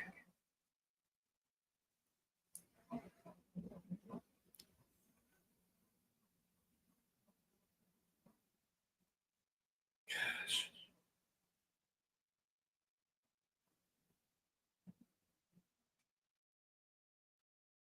God dang. There.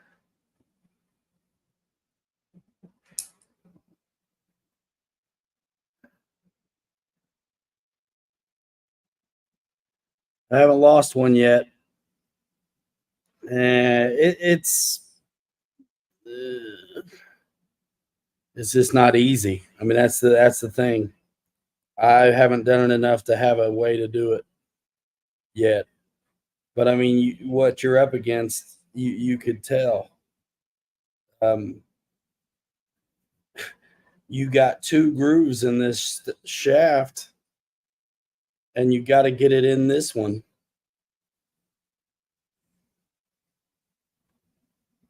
Behind it with no room to work.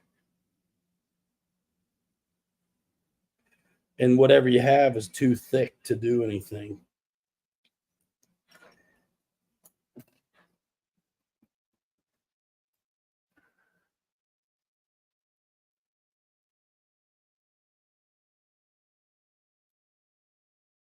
This is why I told y'all this would be how it was.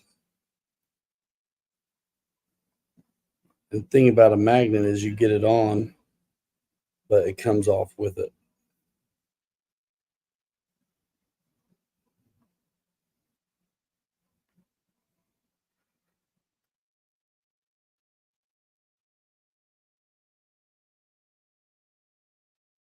Don't move. Okay. I want the biggest.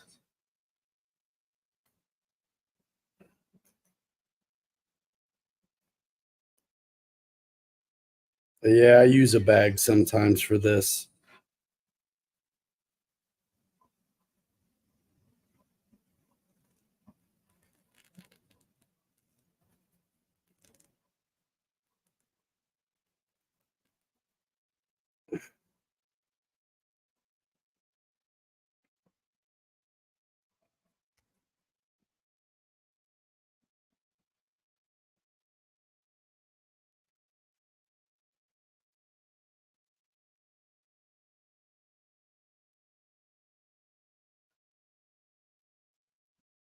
Yeah.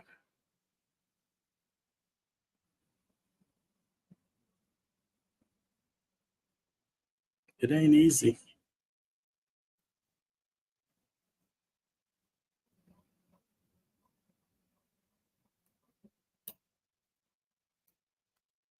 It's got to get the son of a gun to sit still for you for a minute.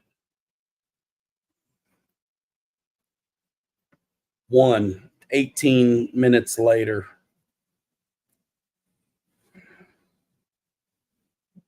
I mean, these needle nose with the bend are pretty nice.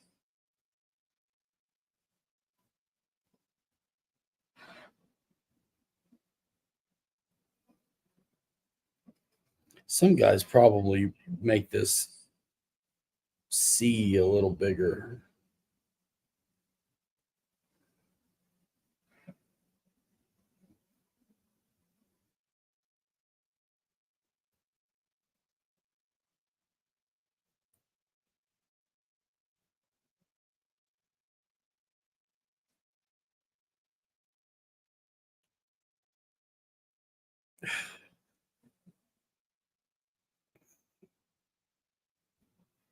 Guys, I don't this is what I have. There's no going out to get anything.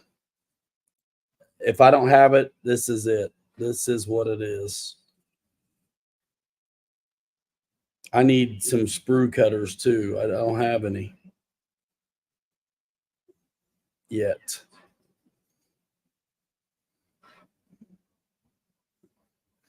I just know there's a slicker way though. There has to be. but I haven't discovered it yet.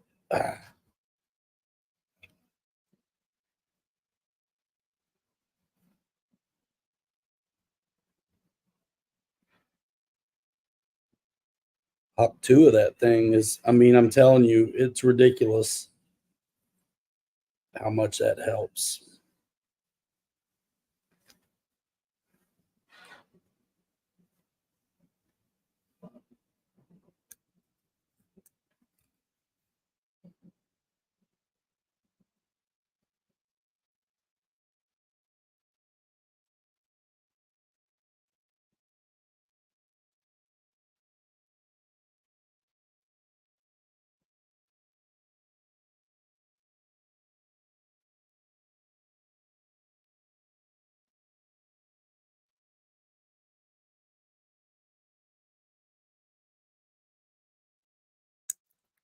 There it went. Right there. Lucky I didn't lose it. This gets pretty tiring.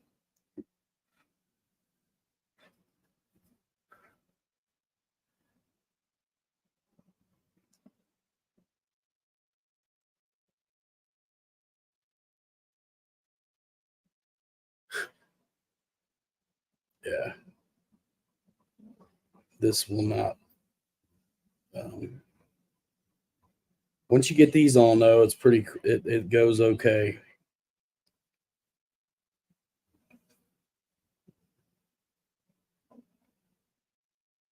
They probably have a machine, man.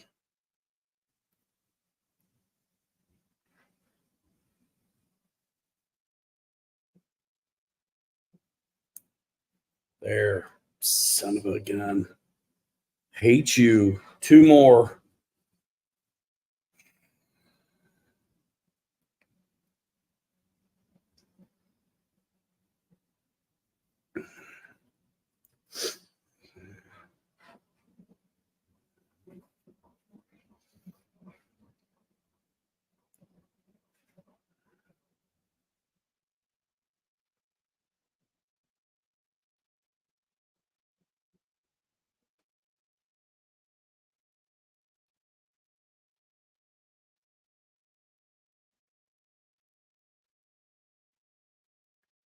Yeah, I was thinking about how a sleeve might be some kind of helpful, but then how do you compress it down on it?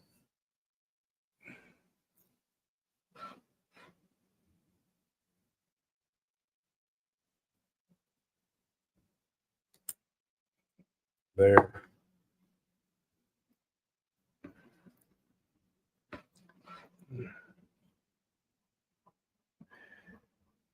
What's up, Brian Chambers?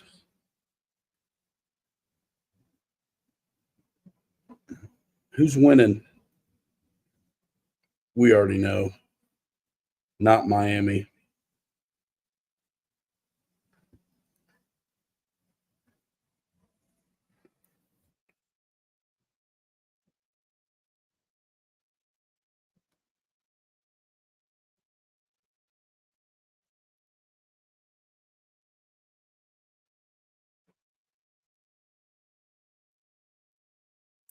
Yes. Golly, with 2 to spare. Get some of that. Okay, now's the next pain in the butt. You ready for this? These things, these little metal caps right here come off for now.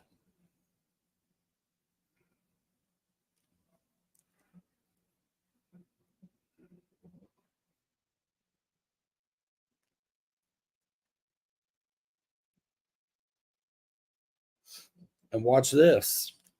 These go on now for the spring retainers. No big deal, right? Just screw them on.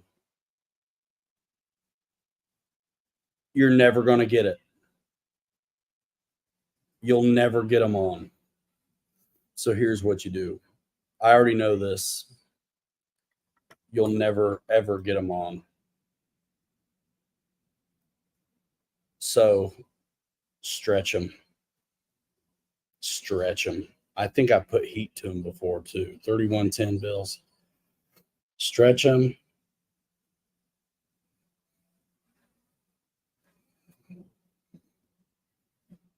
And then you'll actually have a chance of getting them on.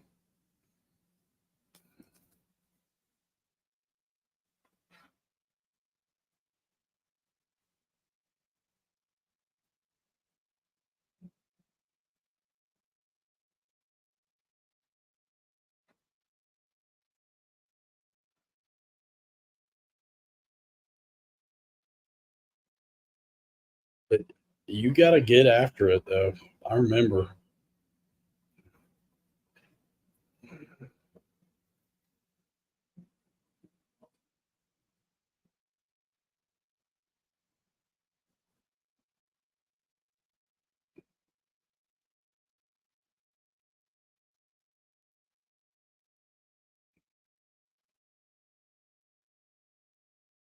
It's not that, it's the threads. They're just too small almost. So they're always a little bit of a trouble.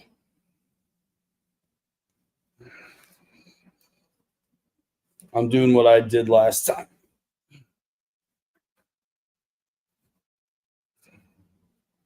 Not even kidding, dude. Torch it.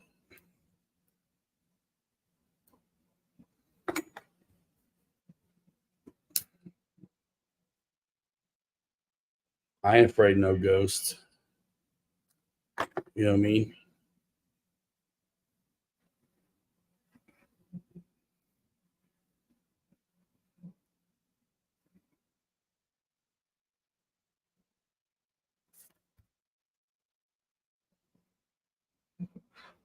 Now look how easy it goes. And get them down far enough that your caps will go on later. You know what I mean? That's how you do it, dudes. So this is what I mean. This isn't all the way done, but this ends up going on.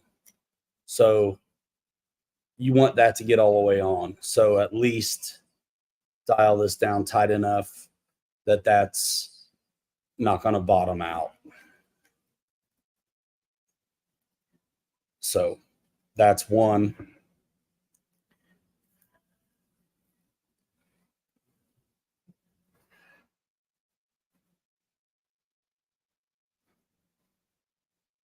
Ghost testers.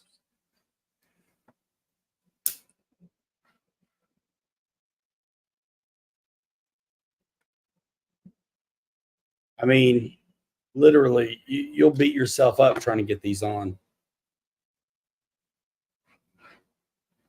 if you don't do something else.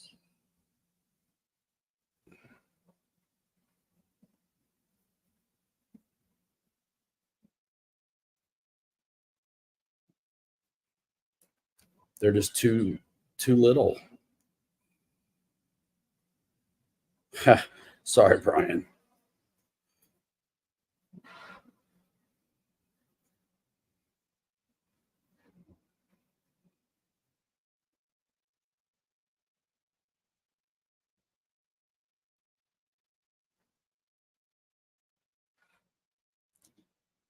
And then since I got one right, I don't need to really do the others.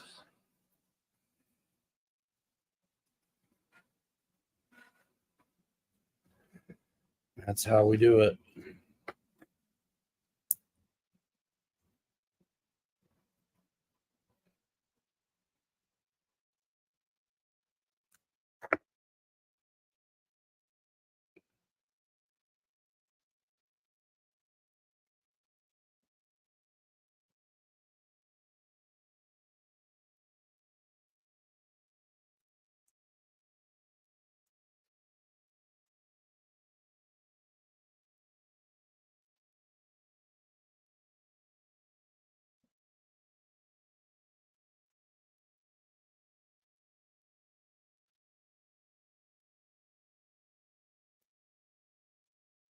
I'm a little out of round on that one.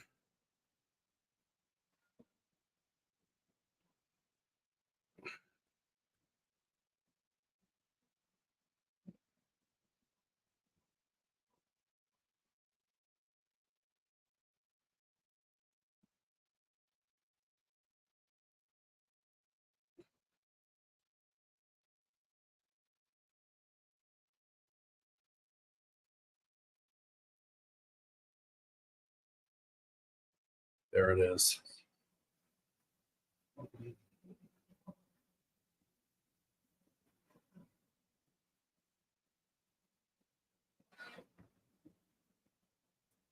Uno más, por favor. And this is the part that starts, like the spring retains up against the biggest part. You can see it's stepped. I want that. I mean, that's what's got to go on first. So that's where the taper, that's where the work is happening.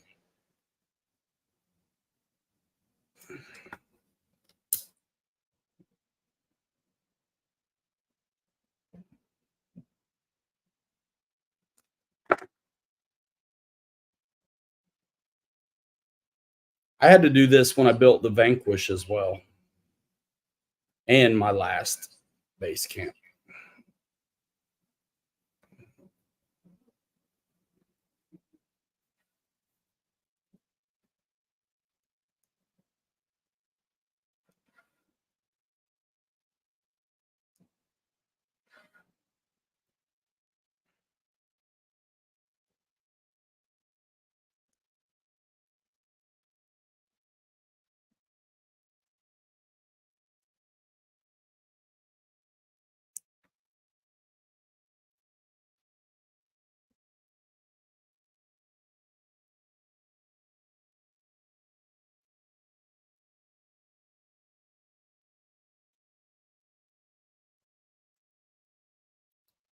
We're getting it.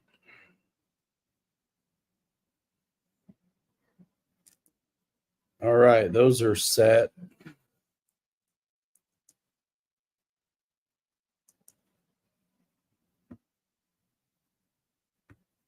Now, the shock shafts are done. Those are done.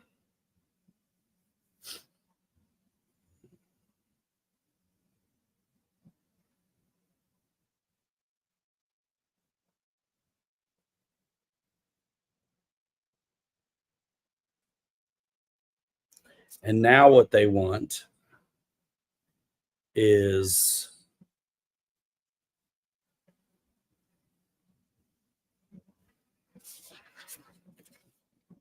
this. They say oil, I use grease. But there's no reason this stack can't be on the shaft.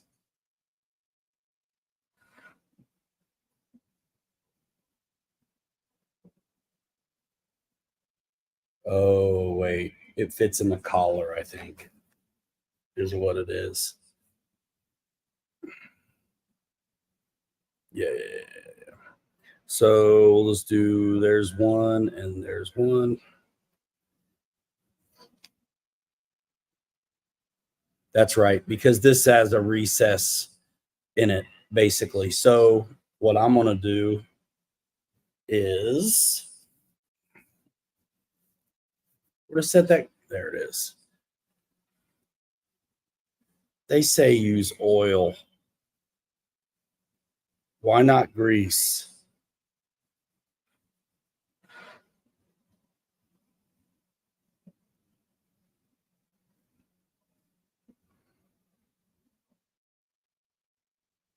I may see if I have green slime real quick downstairs. I don't know what I do last time. The oil's not enough, man. It's gonna leak. I did the bloody grease. Who cares? Let's see. I'm just doing it.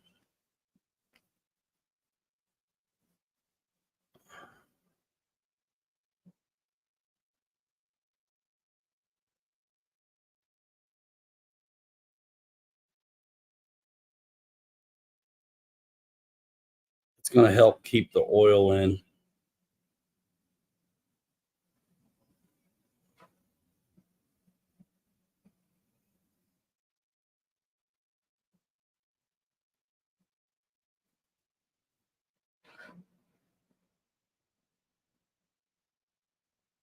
So there's that O-ring. There's this thing. goes in,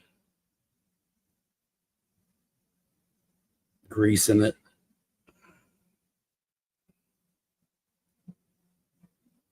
And one more O-ring.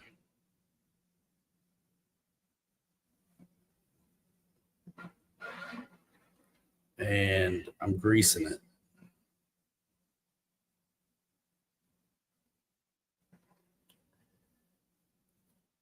These little dudes screw on.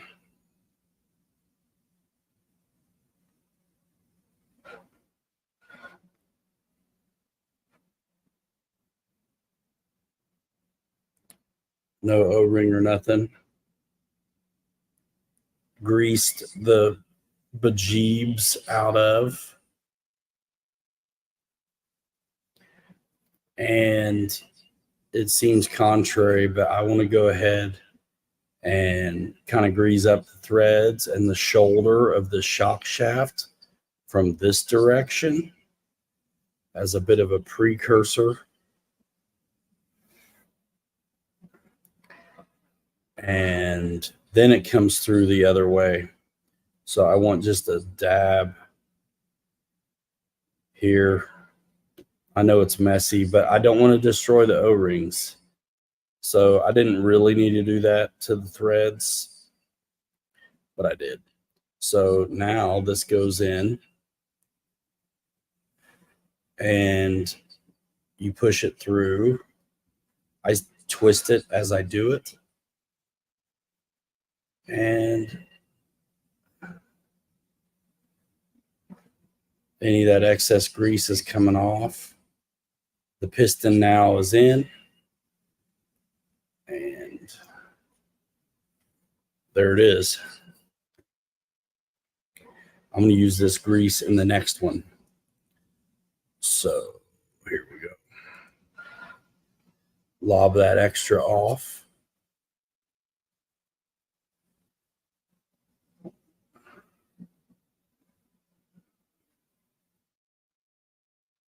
Clean it off with the O-ring, kinda.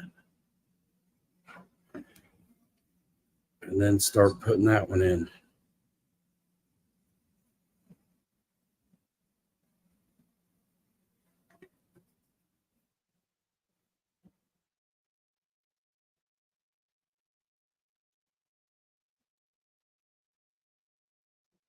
Little plastic bushing. More grease than I really need.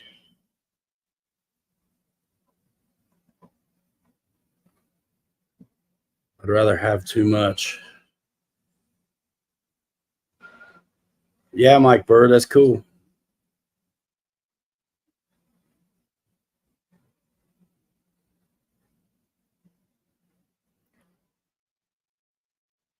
That's definitely enough sauce on that ring.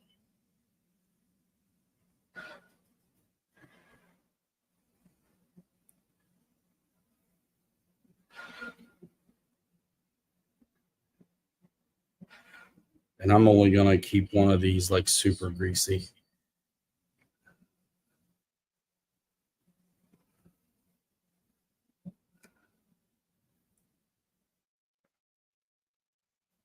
And there's enough grease in there. I can't even see through it that this should be fine going through.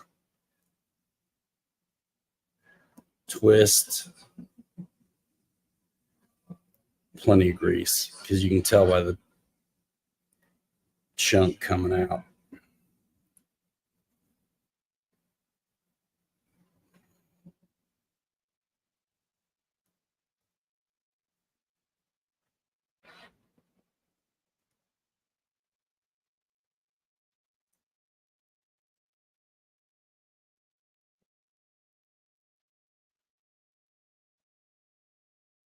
There it is. It's another one in. See, I told you it starts moving once you get going.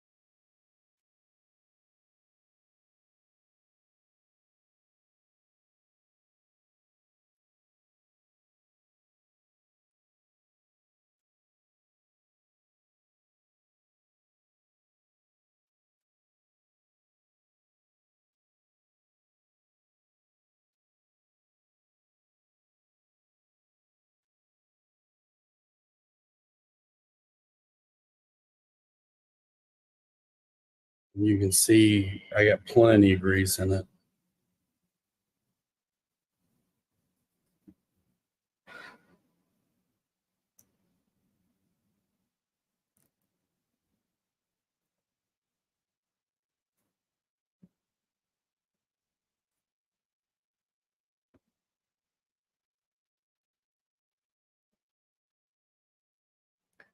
One more.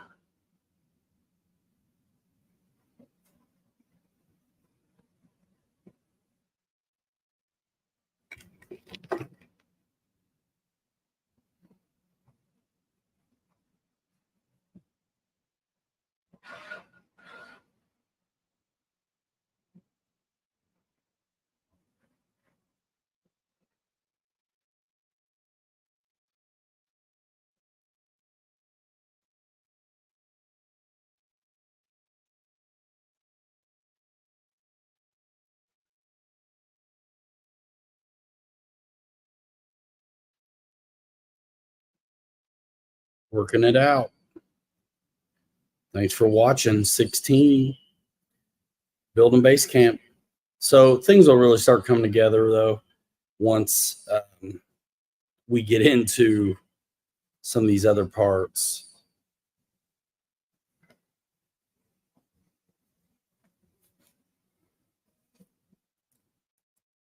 And again, I think that's a little ambitious doing this at all.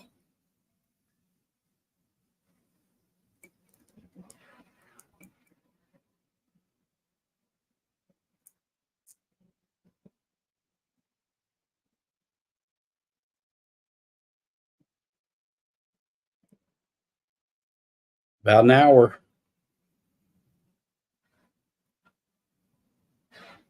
We're really close on the shocks.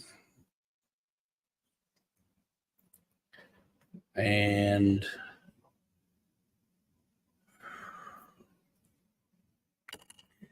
you're going to see the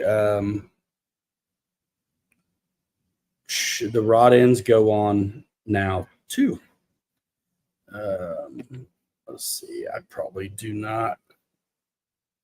I might need a little bit more of this, but we'll see. They have you get the screws out, but I don't. Oh, yeah. Gotcha. We're getting there, dudes. Thanks for the support. Thanks for the company. I'd be doing this anyway.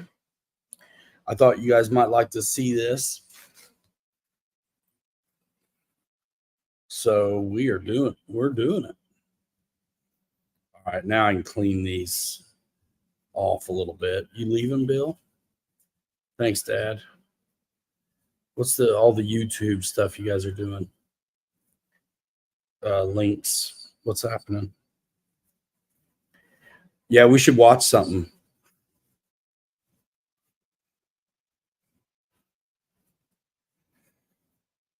All right, this is where the shock tool is going to come in super handy. And keep your Sir clips. It was shockingly good. Yeah, thanks. Here we go. So this is going to be a 3.5. Yep. Or it's bigger. 3.5 works so too. So one thing I always did, because I didn't always have shock shaft pliers before, you know, the thing is not to mar up the shaft, right? So if you hold it down super low, you would mitigate that risk a little bit anyway. So even though I now have the right tool, I'm still going to hold it way down here by the threads. So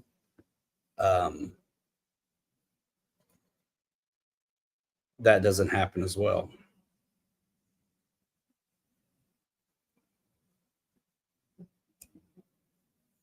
It's got to be the tighter one, doesn't it? It's got to be the tighter one. 3.5 position. A magic trick. I showed you the magic trick.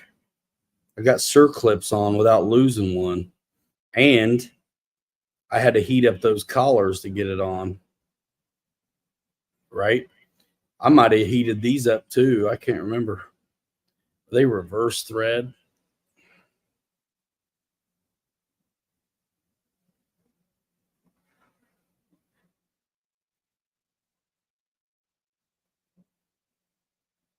Yeah, I showed you magic trick, brother.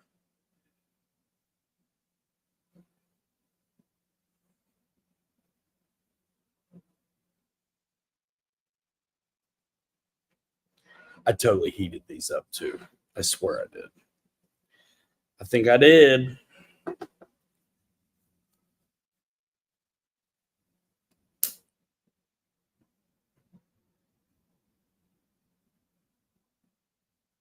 Because I'm like that. I don't have time for the pain.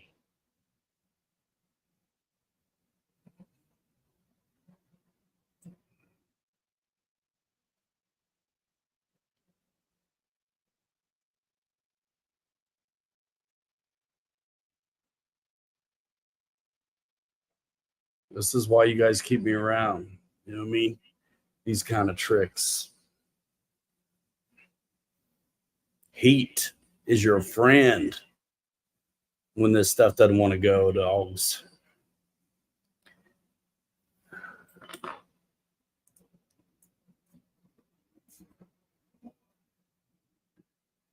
Exactly, Fred.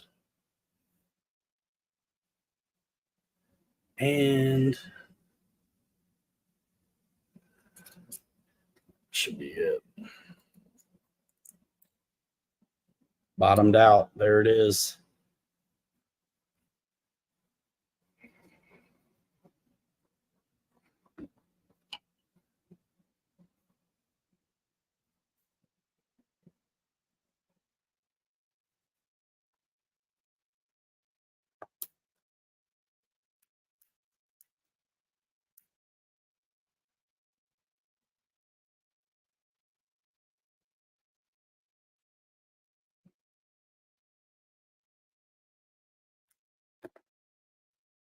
It's the trick, dudes.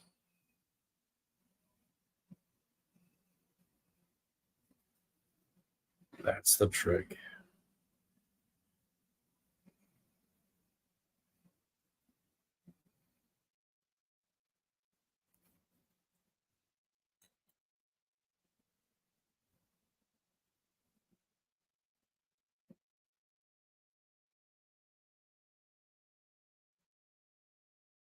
The magic trick was not making the circlip disappear or cussing.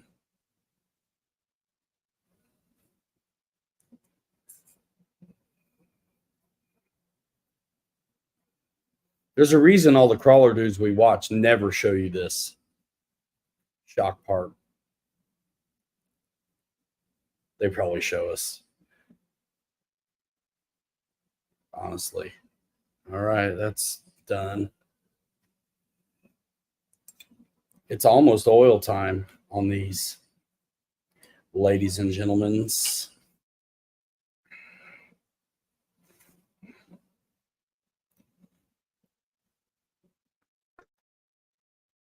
Heat the shaft, not the plastic. Why? This is working really well. It'd probably take longer to heat up the shaft. I mean, this works.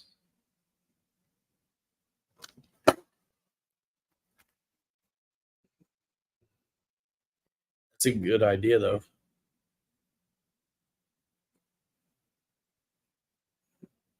This is what I did last time. It just worked 3 times. So, I mean, I love you, man.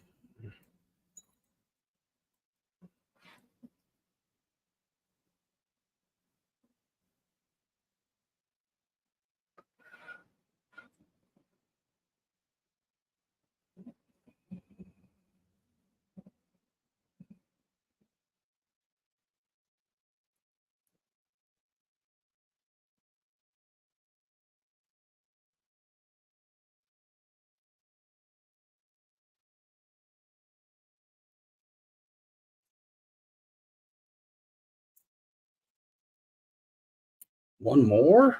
What?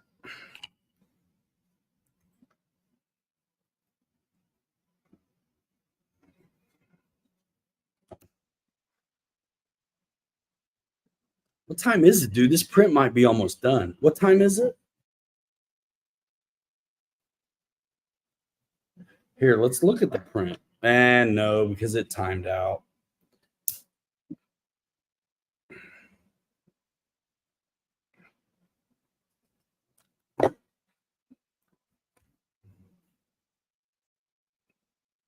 Like, I think 12:30 it should be done.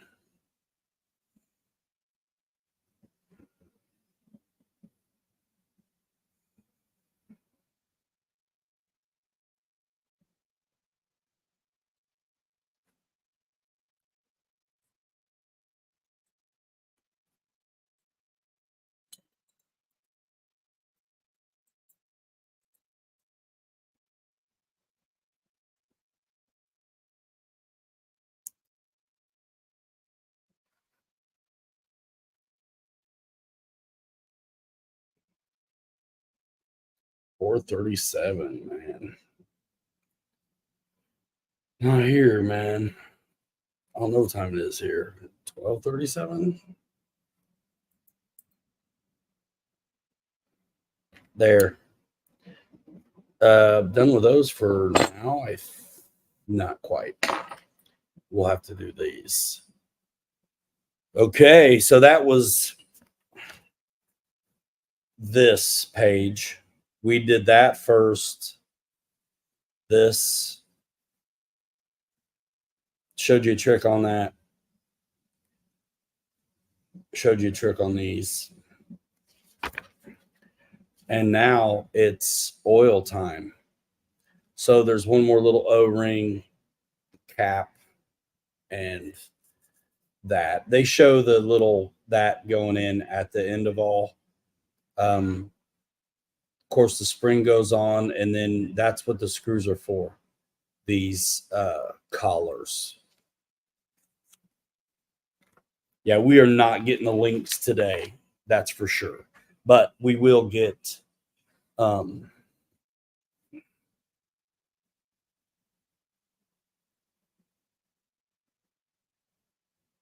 oil in these. Let's see. I'm just taking a look how much of this printer is left.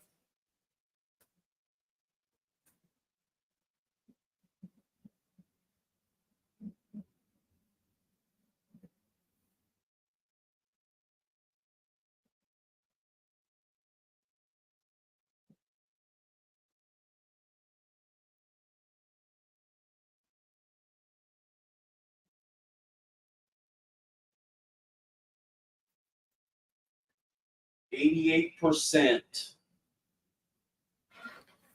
88% on the printer.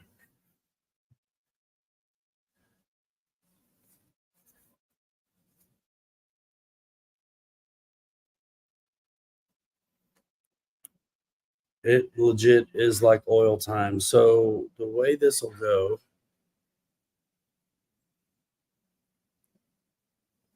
these little O-rings, and they show oil on those, which is not going to be a problem because there's going to be oil all over the place in a minute. Kinda. So not a problem. I'm just going to go ahead and put the O-ring on these little dudes.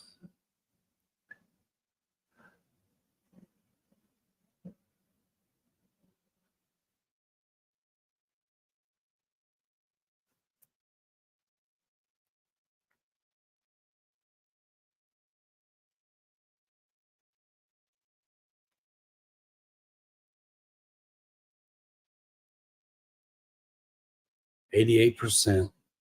So I'll get the roof started.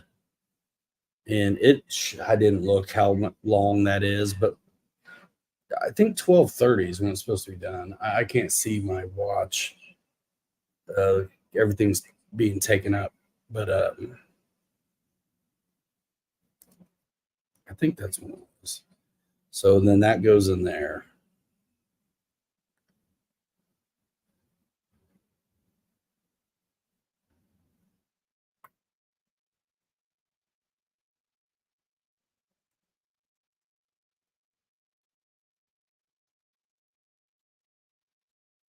And I'm going to go ahead and get it in on these.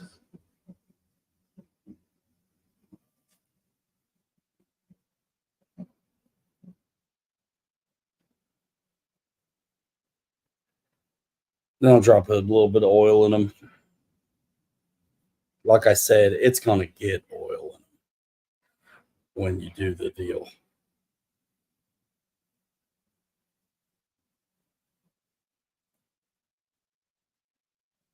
The O-ring, be careful, but it can hold in the cap for you. I mean, honestly, there's no reason not to grease that shit too, to be honest. If we greased everything else.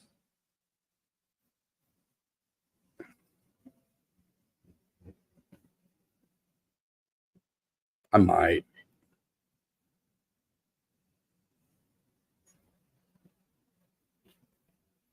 Except right now, because I just messed that up.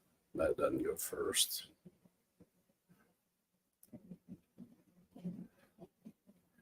That doesn't go first. That does.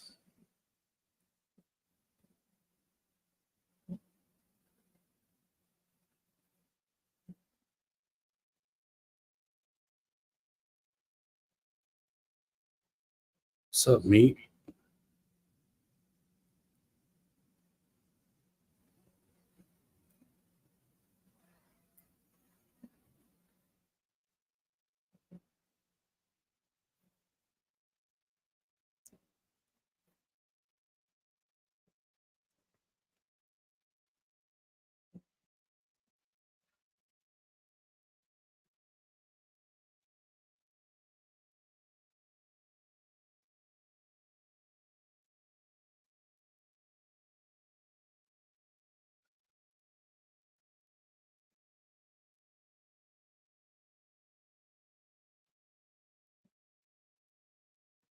The manual shows oil.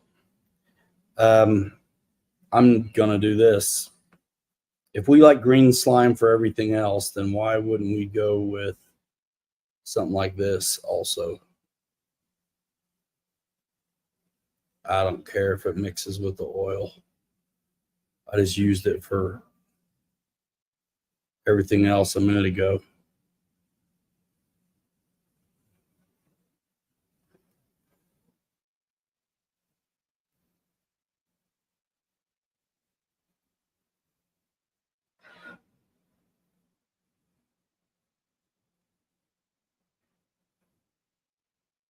My other ones didn't leak though.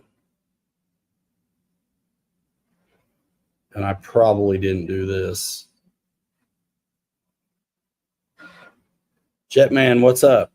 Just building. This is Thursday installment number 3 on the Basecamp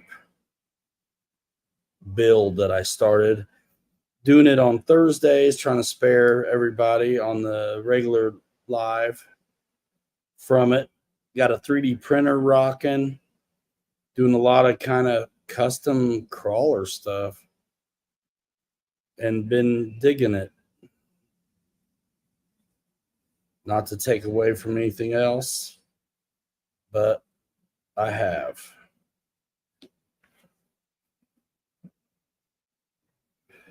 How about you? And then let's see, tomorrow's Friday. So we got Jeff in Lower Alabama tomorrow. Get your fly on with Jeff. Saturday's kind of a whatever, seems.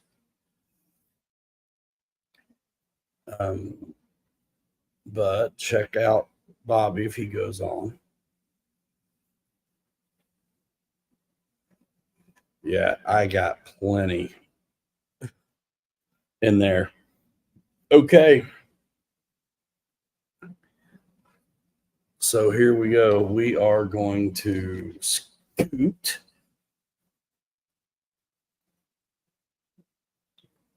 And we're going to oil them up, man. 35 weight.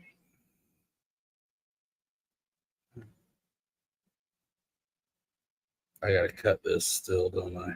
Yep.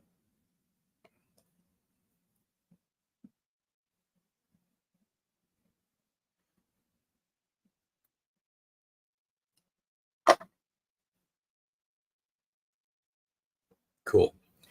So the thing with these is you're going to let the air out. It's what it's all about. So here we go. Filling one up almost all the way. And then I'll stroke the piston up and down some. That's not all the way up yet. It's close, but it's going to be hard to see in there. But now we cycle the piston. And if there's any air, it's going to come out.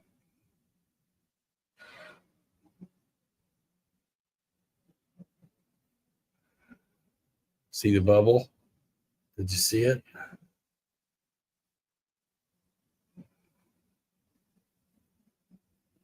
Bubbles coming out.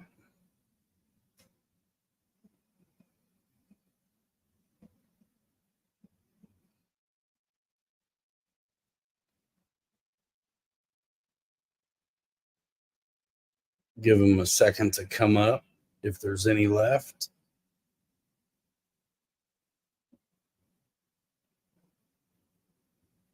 Thanks, Philip. See the bubble? Bubble, bubble, bubble. Let's pull it down for a minute. I'd have print one of these little holders for these or something.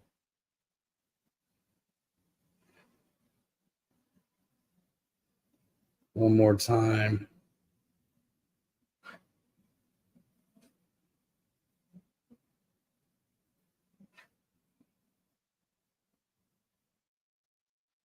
All right, so now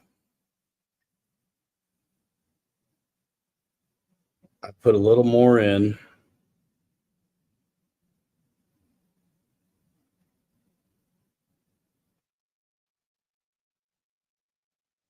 And remember that lid,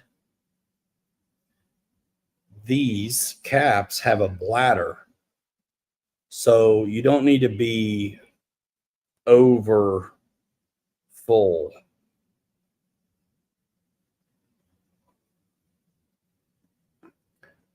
Let's see what we get.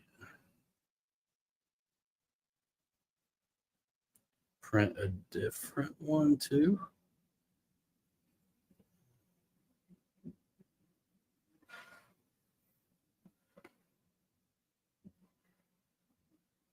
Yeah.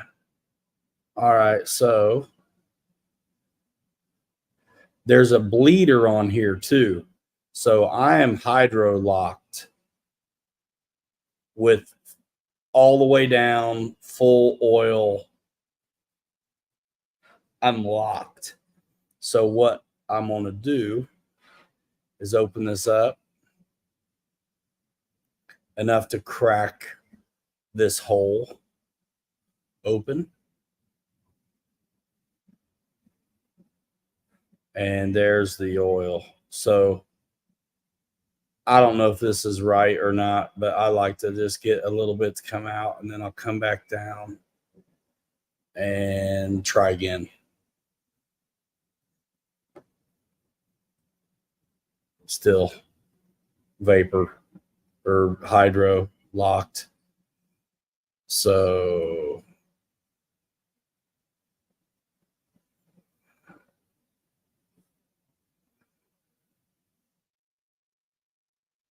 I'm just going all the way.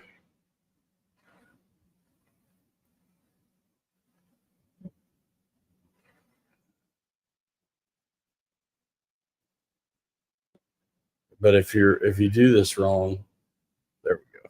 Got it. That's it. It's kind of messy, but that's how I do it. I don't really know any other way. Um, but that got it. So even though I didn't have, so on the next one I won't put as much oil in it.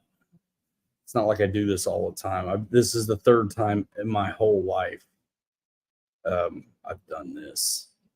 It will be the smoothest riding truck, man. You ain't lying.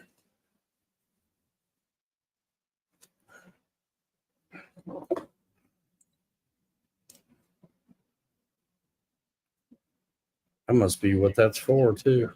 That's pretty slick. Nice. So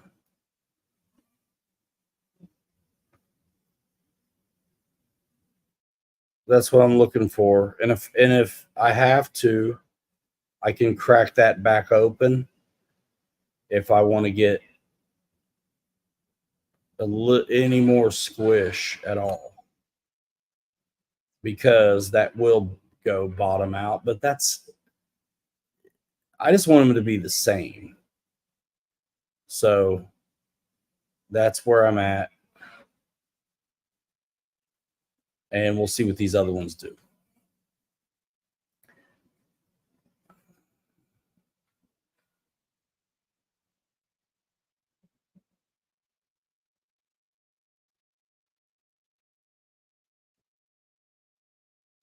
Way too much. I wasn't paying attention. Trying to read shit.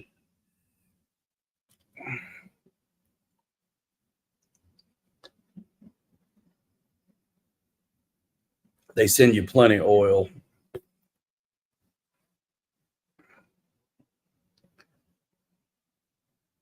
Bubble.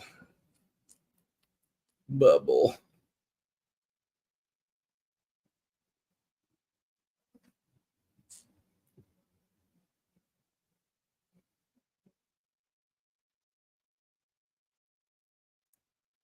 I have done basher shocks before.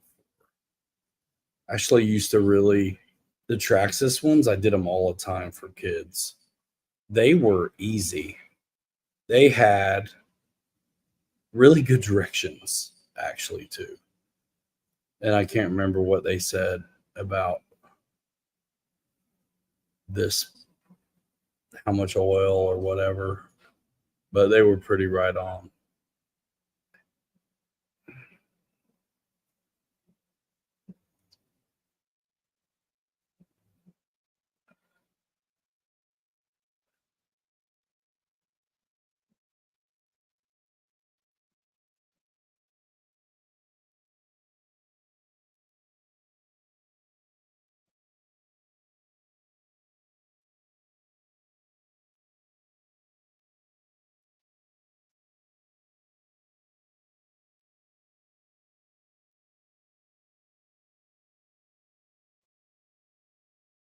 Yeah,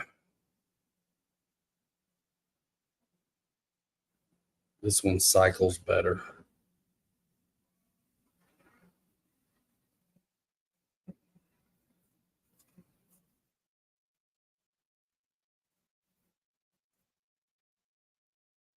I didn't say I was going to be neat about this. What do you think paper towels for? So that one, pretty nice.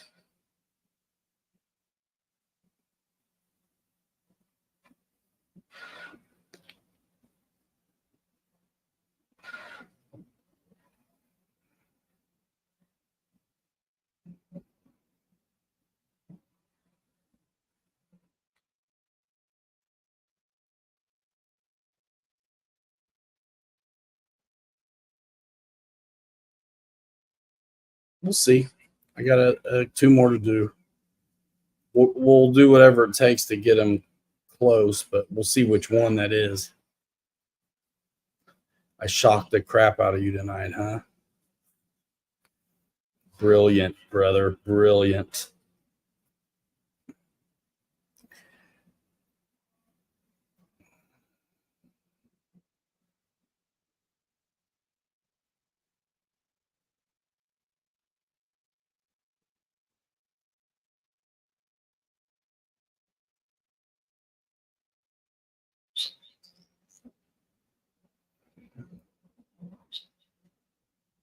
you can hear it.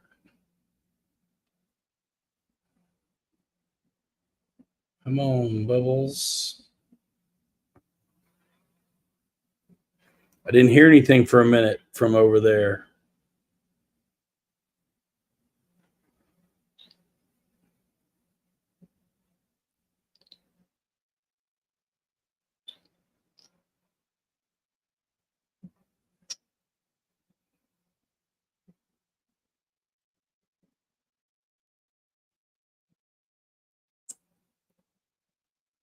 It's like, where's the oil go?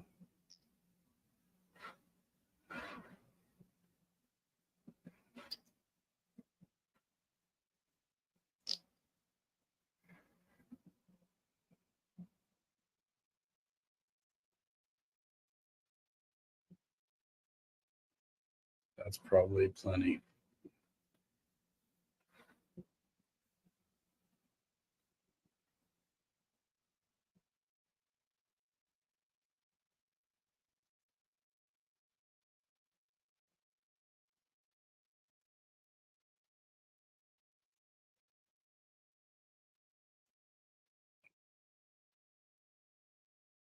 These are all working out pretty good. The first one, I know what I did wrong. You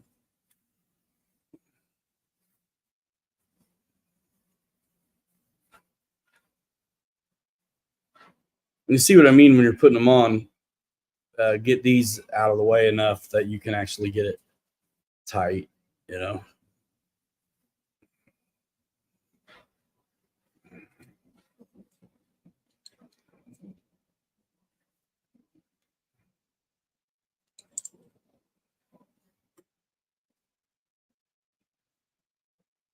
Very nice, though. Smooth. I mean, it's amazing, dude. And I think all that greasing I do ain't gonna do me any harm at all.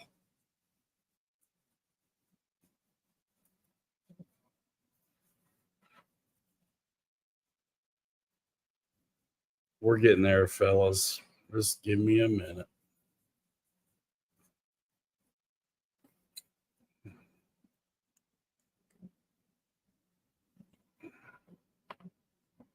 We'll fix that one in a minute. All right, Greener Shade. Thanks, man. See you later.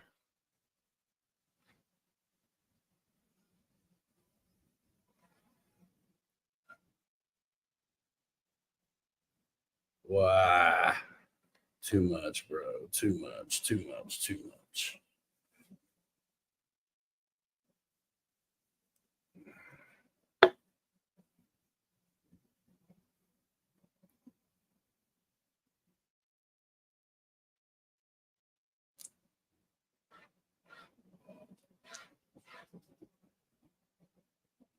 A shock stand. Yeah, that's what I was thinking.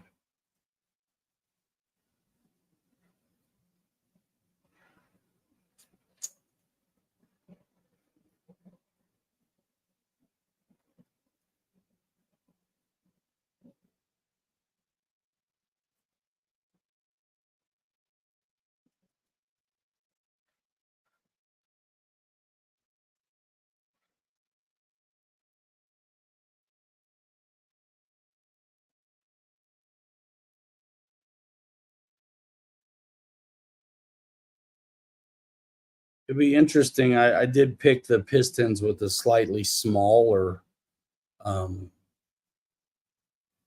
rings this time.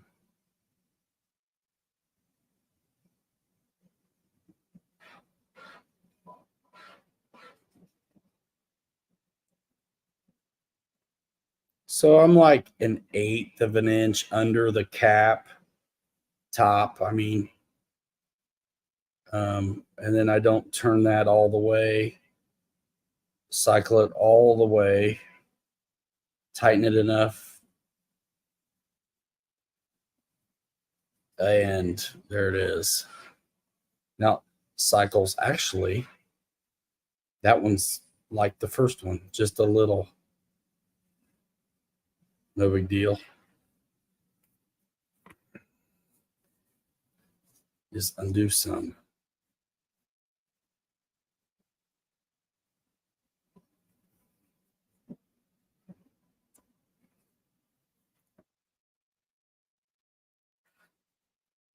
Cycle it. Perfect.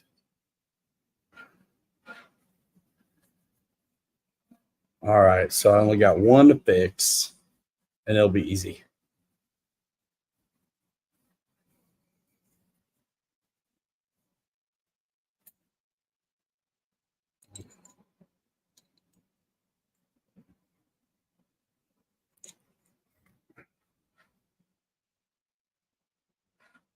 We're almost done, fellas. Spring and the perch, and it's a night. We're not doing links today at all. It's 3 hour show, dudes. But yeah, these are all rebounding just a tick, but they let you go full squish. Awesome. That one,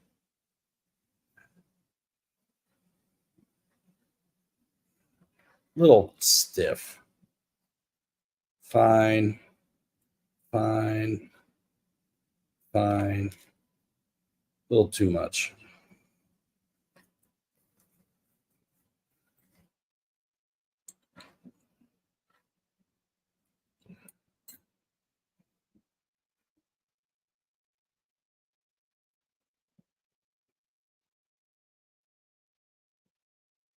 Now it's fine.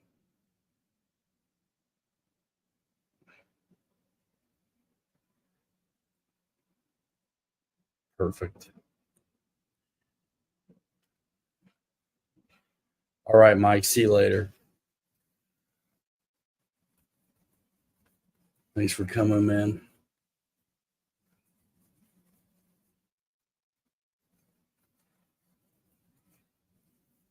They're greased. They're done.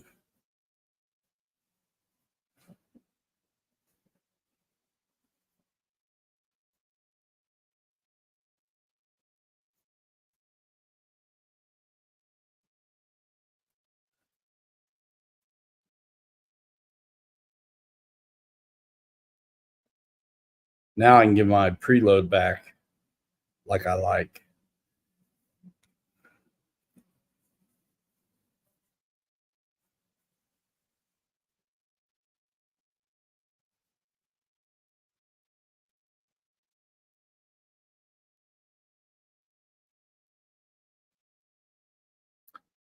I didn't get to watch it either. My kid was watching it. But I messed up and started a Thursday show football season. That's all right.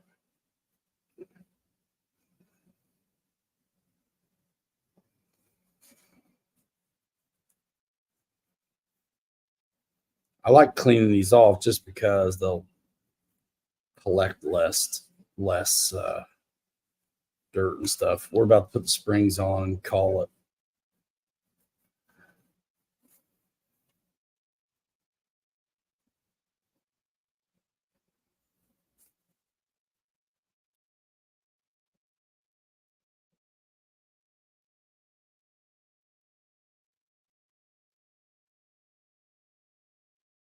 Looking nice.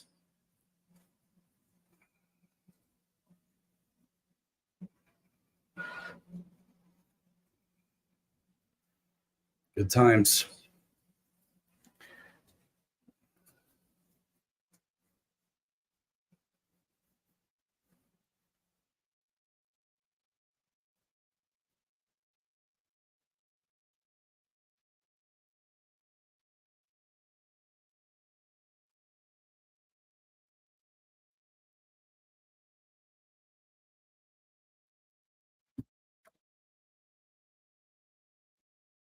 Springtime.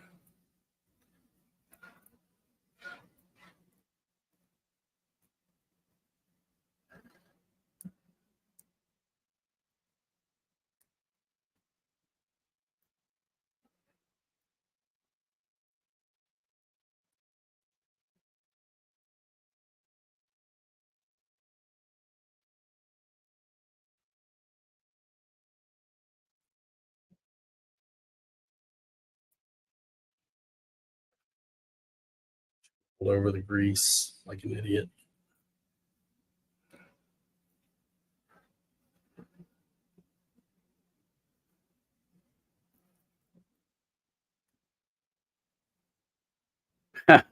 A great way to bounce back, huh? Almost done. Now it's time to finally, and if you don't use these bits, it makes it easy to lose them. So, like, use them up.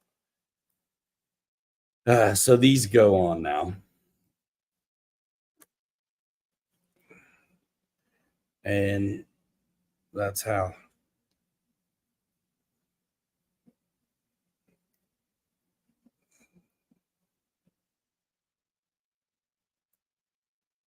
And that's it. We'll screw those when they're all done and call it. Tomorrow is Friday. Hope you guys have fun plans or flying to do. I hope I get to fly.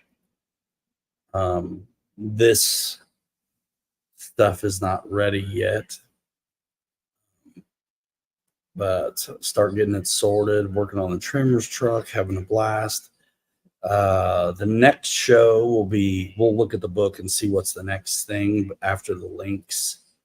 It's going to be starting to put it, probably installing the skid plate and chassis rails kind of stuff. I mean, it's once it starts moving, it starts moving. Okay, now cap on this, don't need it. Done. Back in the box. Circlips need to go in a bag because those are going to be handy someday. Got a couple little tiny things we're going to do, and then we'll call it. Thanks so much for coming by, you guys. Hopefully some flying this weekend. I'm saying. So you can tell the screw goes in on the other side, because if the big fat part of the boss is here, then they assume you're going this way. And it's a 1.5.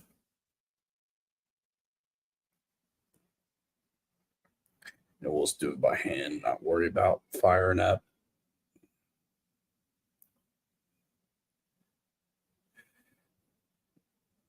And, you know, I mean, I did melt things, so.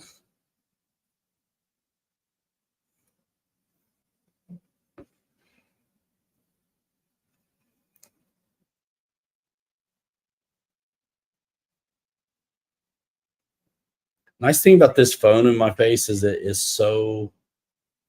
Am I still printing over there? I don't even hear it anymore. It must be getting ready to be done. Yeah, I know that's why, right? So, but yeah, here's the nice, perfect deal. And I can stiffen them up with a little preload if necessary. We're going to pop those in too. I didn't deform them too bad anyway. I mean, they're going in.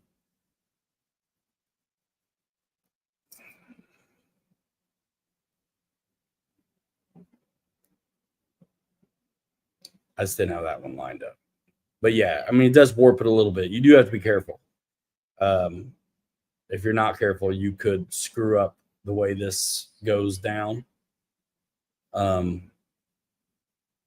You'll survive if you do, but beauty. They're all the same.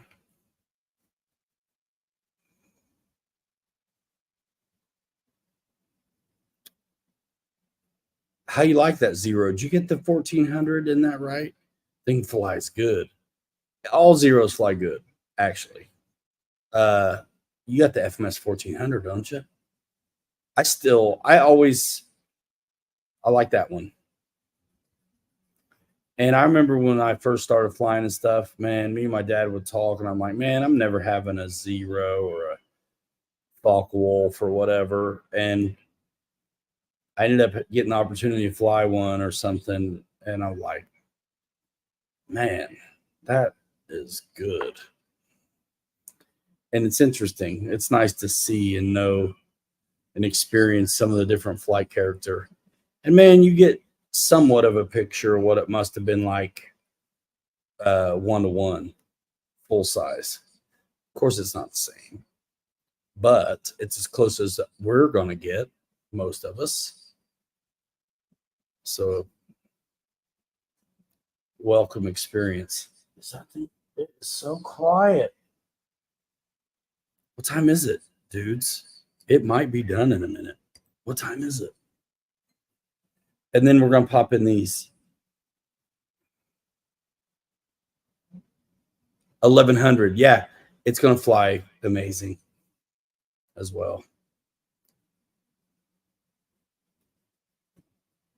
Bro, seriously, what time is it? Because it'd be cool to show you it getting done.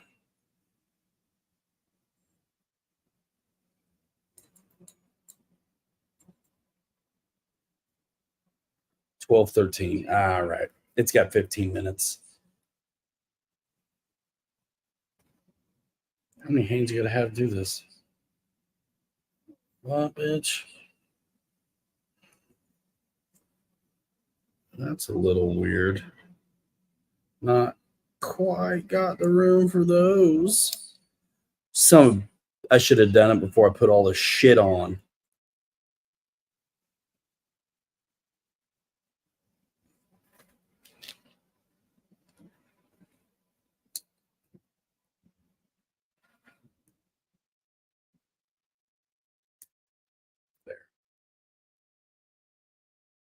I should have done it before I put all the stuff on. Well, now I know, don't I?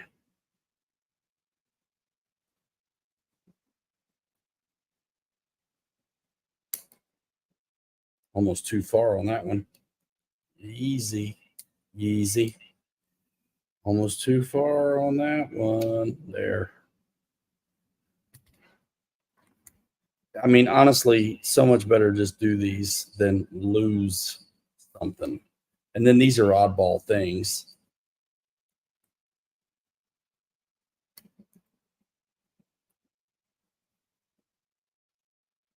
You just have to stay out of your own way on the backside. They're in room because I got the hardware of the silver collar is in the way.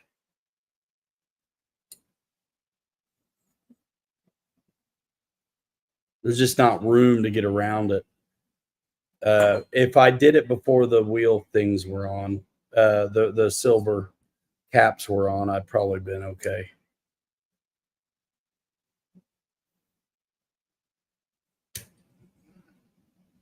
Come on.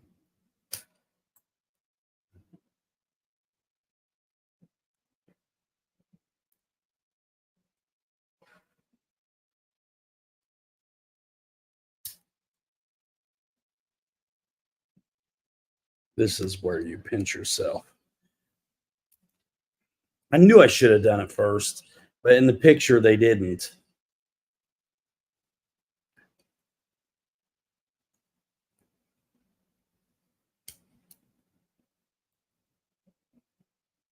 All right.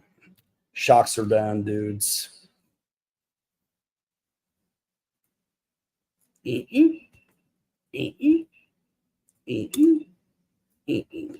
They all rebound the same. They all compress the same. Bitchin. Axial Basecamp. Beats Bears Battlestar Galactica. Pumped. Okay, stick it in the phone. These are like gold, though. Circlips. I night thee. We're going to find a piece of tape or a staple or something. We're going to keep on to this. A little special place. All right, let's get off of this.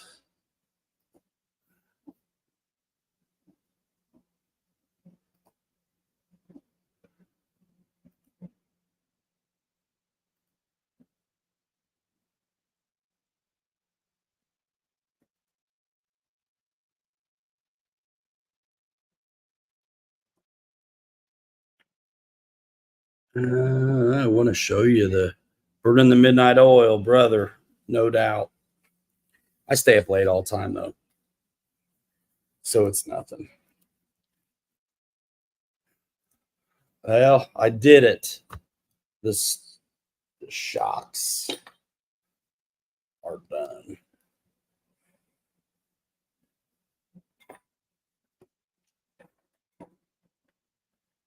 Well, I'll just show you from here since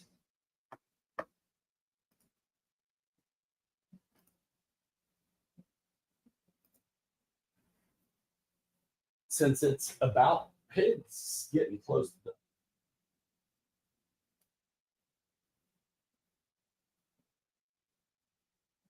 how big that is. I mean, it's filling up the whole thing.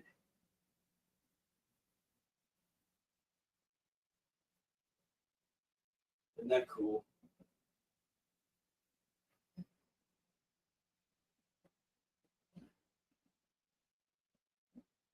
I'll be driving around in a little while, and I still have a ton of filament. 96% done. 20 minutes left. But that's the piece that's under all those trees. That's it. Crazy. All right, so we are leaving.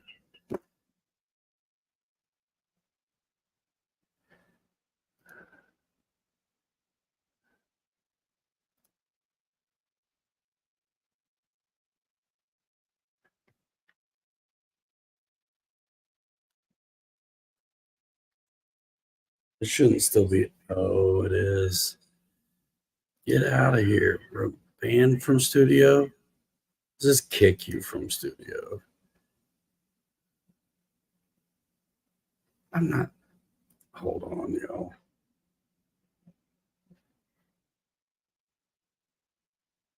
Just leave. It doesn't have to be that way. It didn't have to be that kind of way. Dude can just leave. So, thanks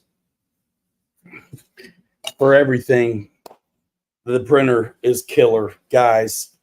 Check out earlier in the show if you missed the parts.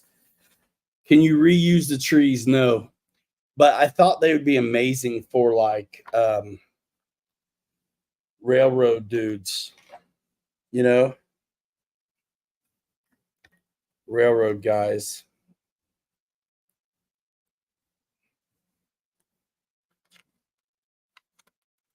So we did the transmission already.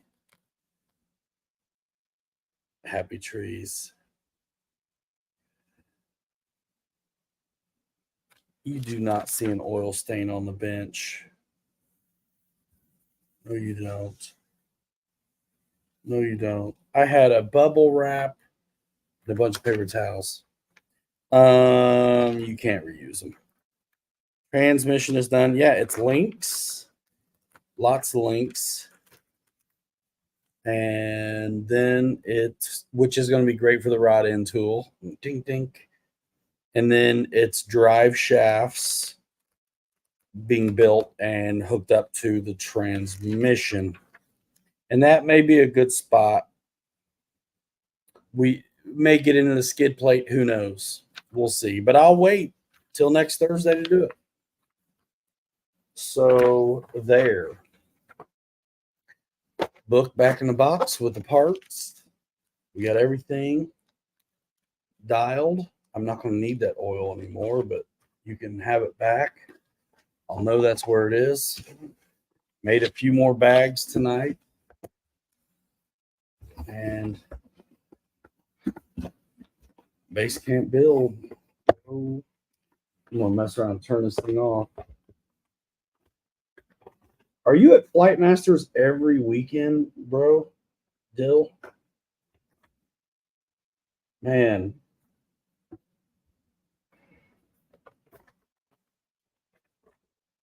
This Saturday, I need to keep it open for myself. I need to deal with some business.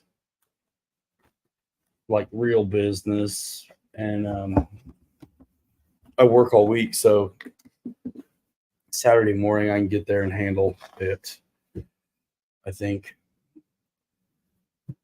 Oh, thanks so much, guys. Good times. We got a lot done. Nice to have the shocks out of the way. You can see why I dreaded it a little bit. It's really the circlips. I've done it enough now that I know just to bring the heat to help me out. Otherwise, things can take a minute. So we don't want that. Thanks for watching. Check out the Instagram. I'll probably do some YouTube shorts with it as well. I think I'm going to do a lot of time lapses since I have the 1080 camera inside the machine all the time. I owe it to Bambu. I owe it to you. But if I owe it to you, then watch it. You know what I mean? Appreciate it when you do. Thanks so much. If you're interested in this, you can hit me up. Ask me any questions. It's been really easy. I am really trying to document the process. I filmed the unboxing and like my setup, getting it going and everything that I still need to put together. And I think now being able to use it a little bit is going to help kind of round out the initial, like, kind of set it up, first impression, been using it. Here's the first thing. So I really do want to get one of these two custom builds done to kind of cap the first video with the Bambu, and then just use it like so much because it's killer. I see the guys that really do this have multiples. I can see why. It's been a shocking evening. I didn't mean to keep you for 3 hours and 15 minutes. Is what it is, man. We're building a base camp. I guess nobody wants to build a base camp but us. But I'd be doing this anyway. So it was really cool having Kelly last time. We'll get him back on, and then we'll see you guys Sunday, man. Hopefully get to fly something and be able to talk about that. I got to fix a boat. I got a lot going on, but I'm not complaining. Thanks so much, everybody. We're out of here in 5. Hanger Rats forever. We'll see you later. You're too good to be forgotten. I got to think of something for the show, dudes. But it's too easy. Let's just call it branding. We'll see you next time. Bye now. Print a boat is a great idea. And Kelly's got to get back on here. We were bouncing ideas off each other earlier in the day. Boat was one. He sent me a video where a dude EDF 3D printed shrouds for a twin timber. And then we were like, why not put those on an airboat? Like, print the boat, make the boat. You could. You 100% could. Make it like good for snow too. I mean, there's so many things, even the dumb stuff like shock holder.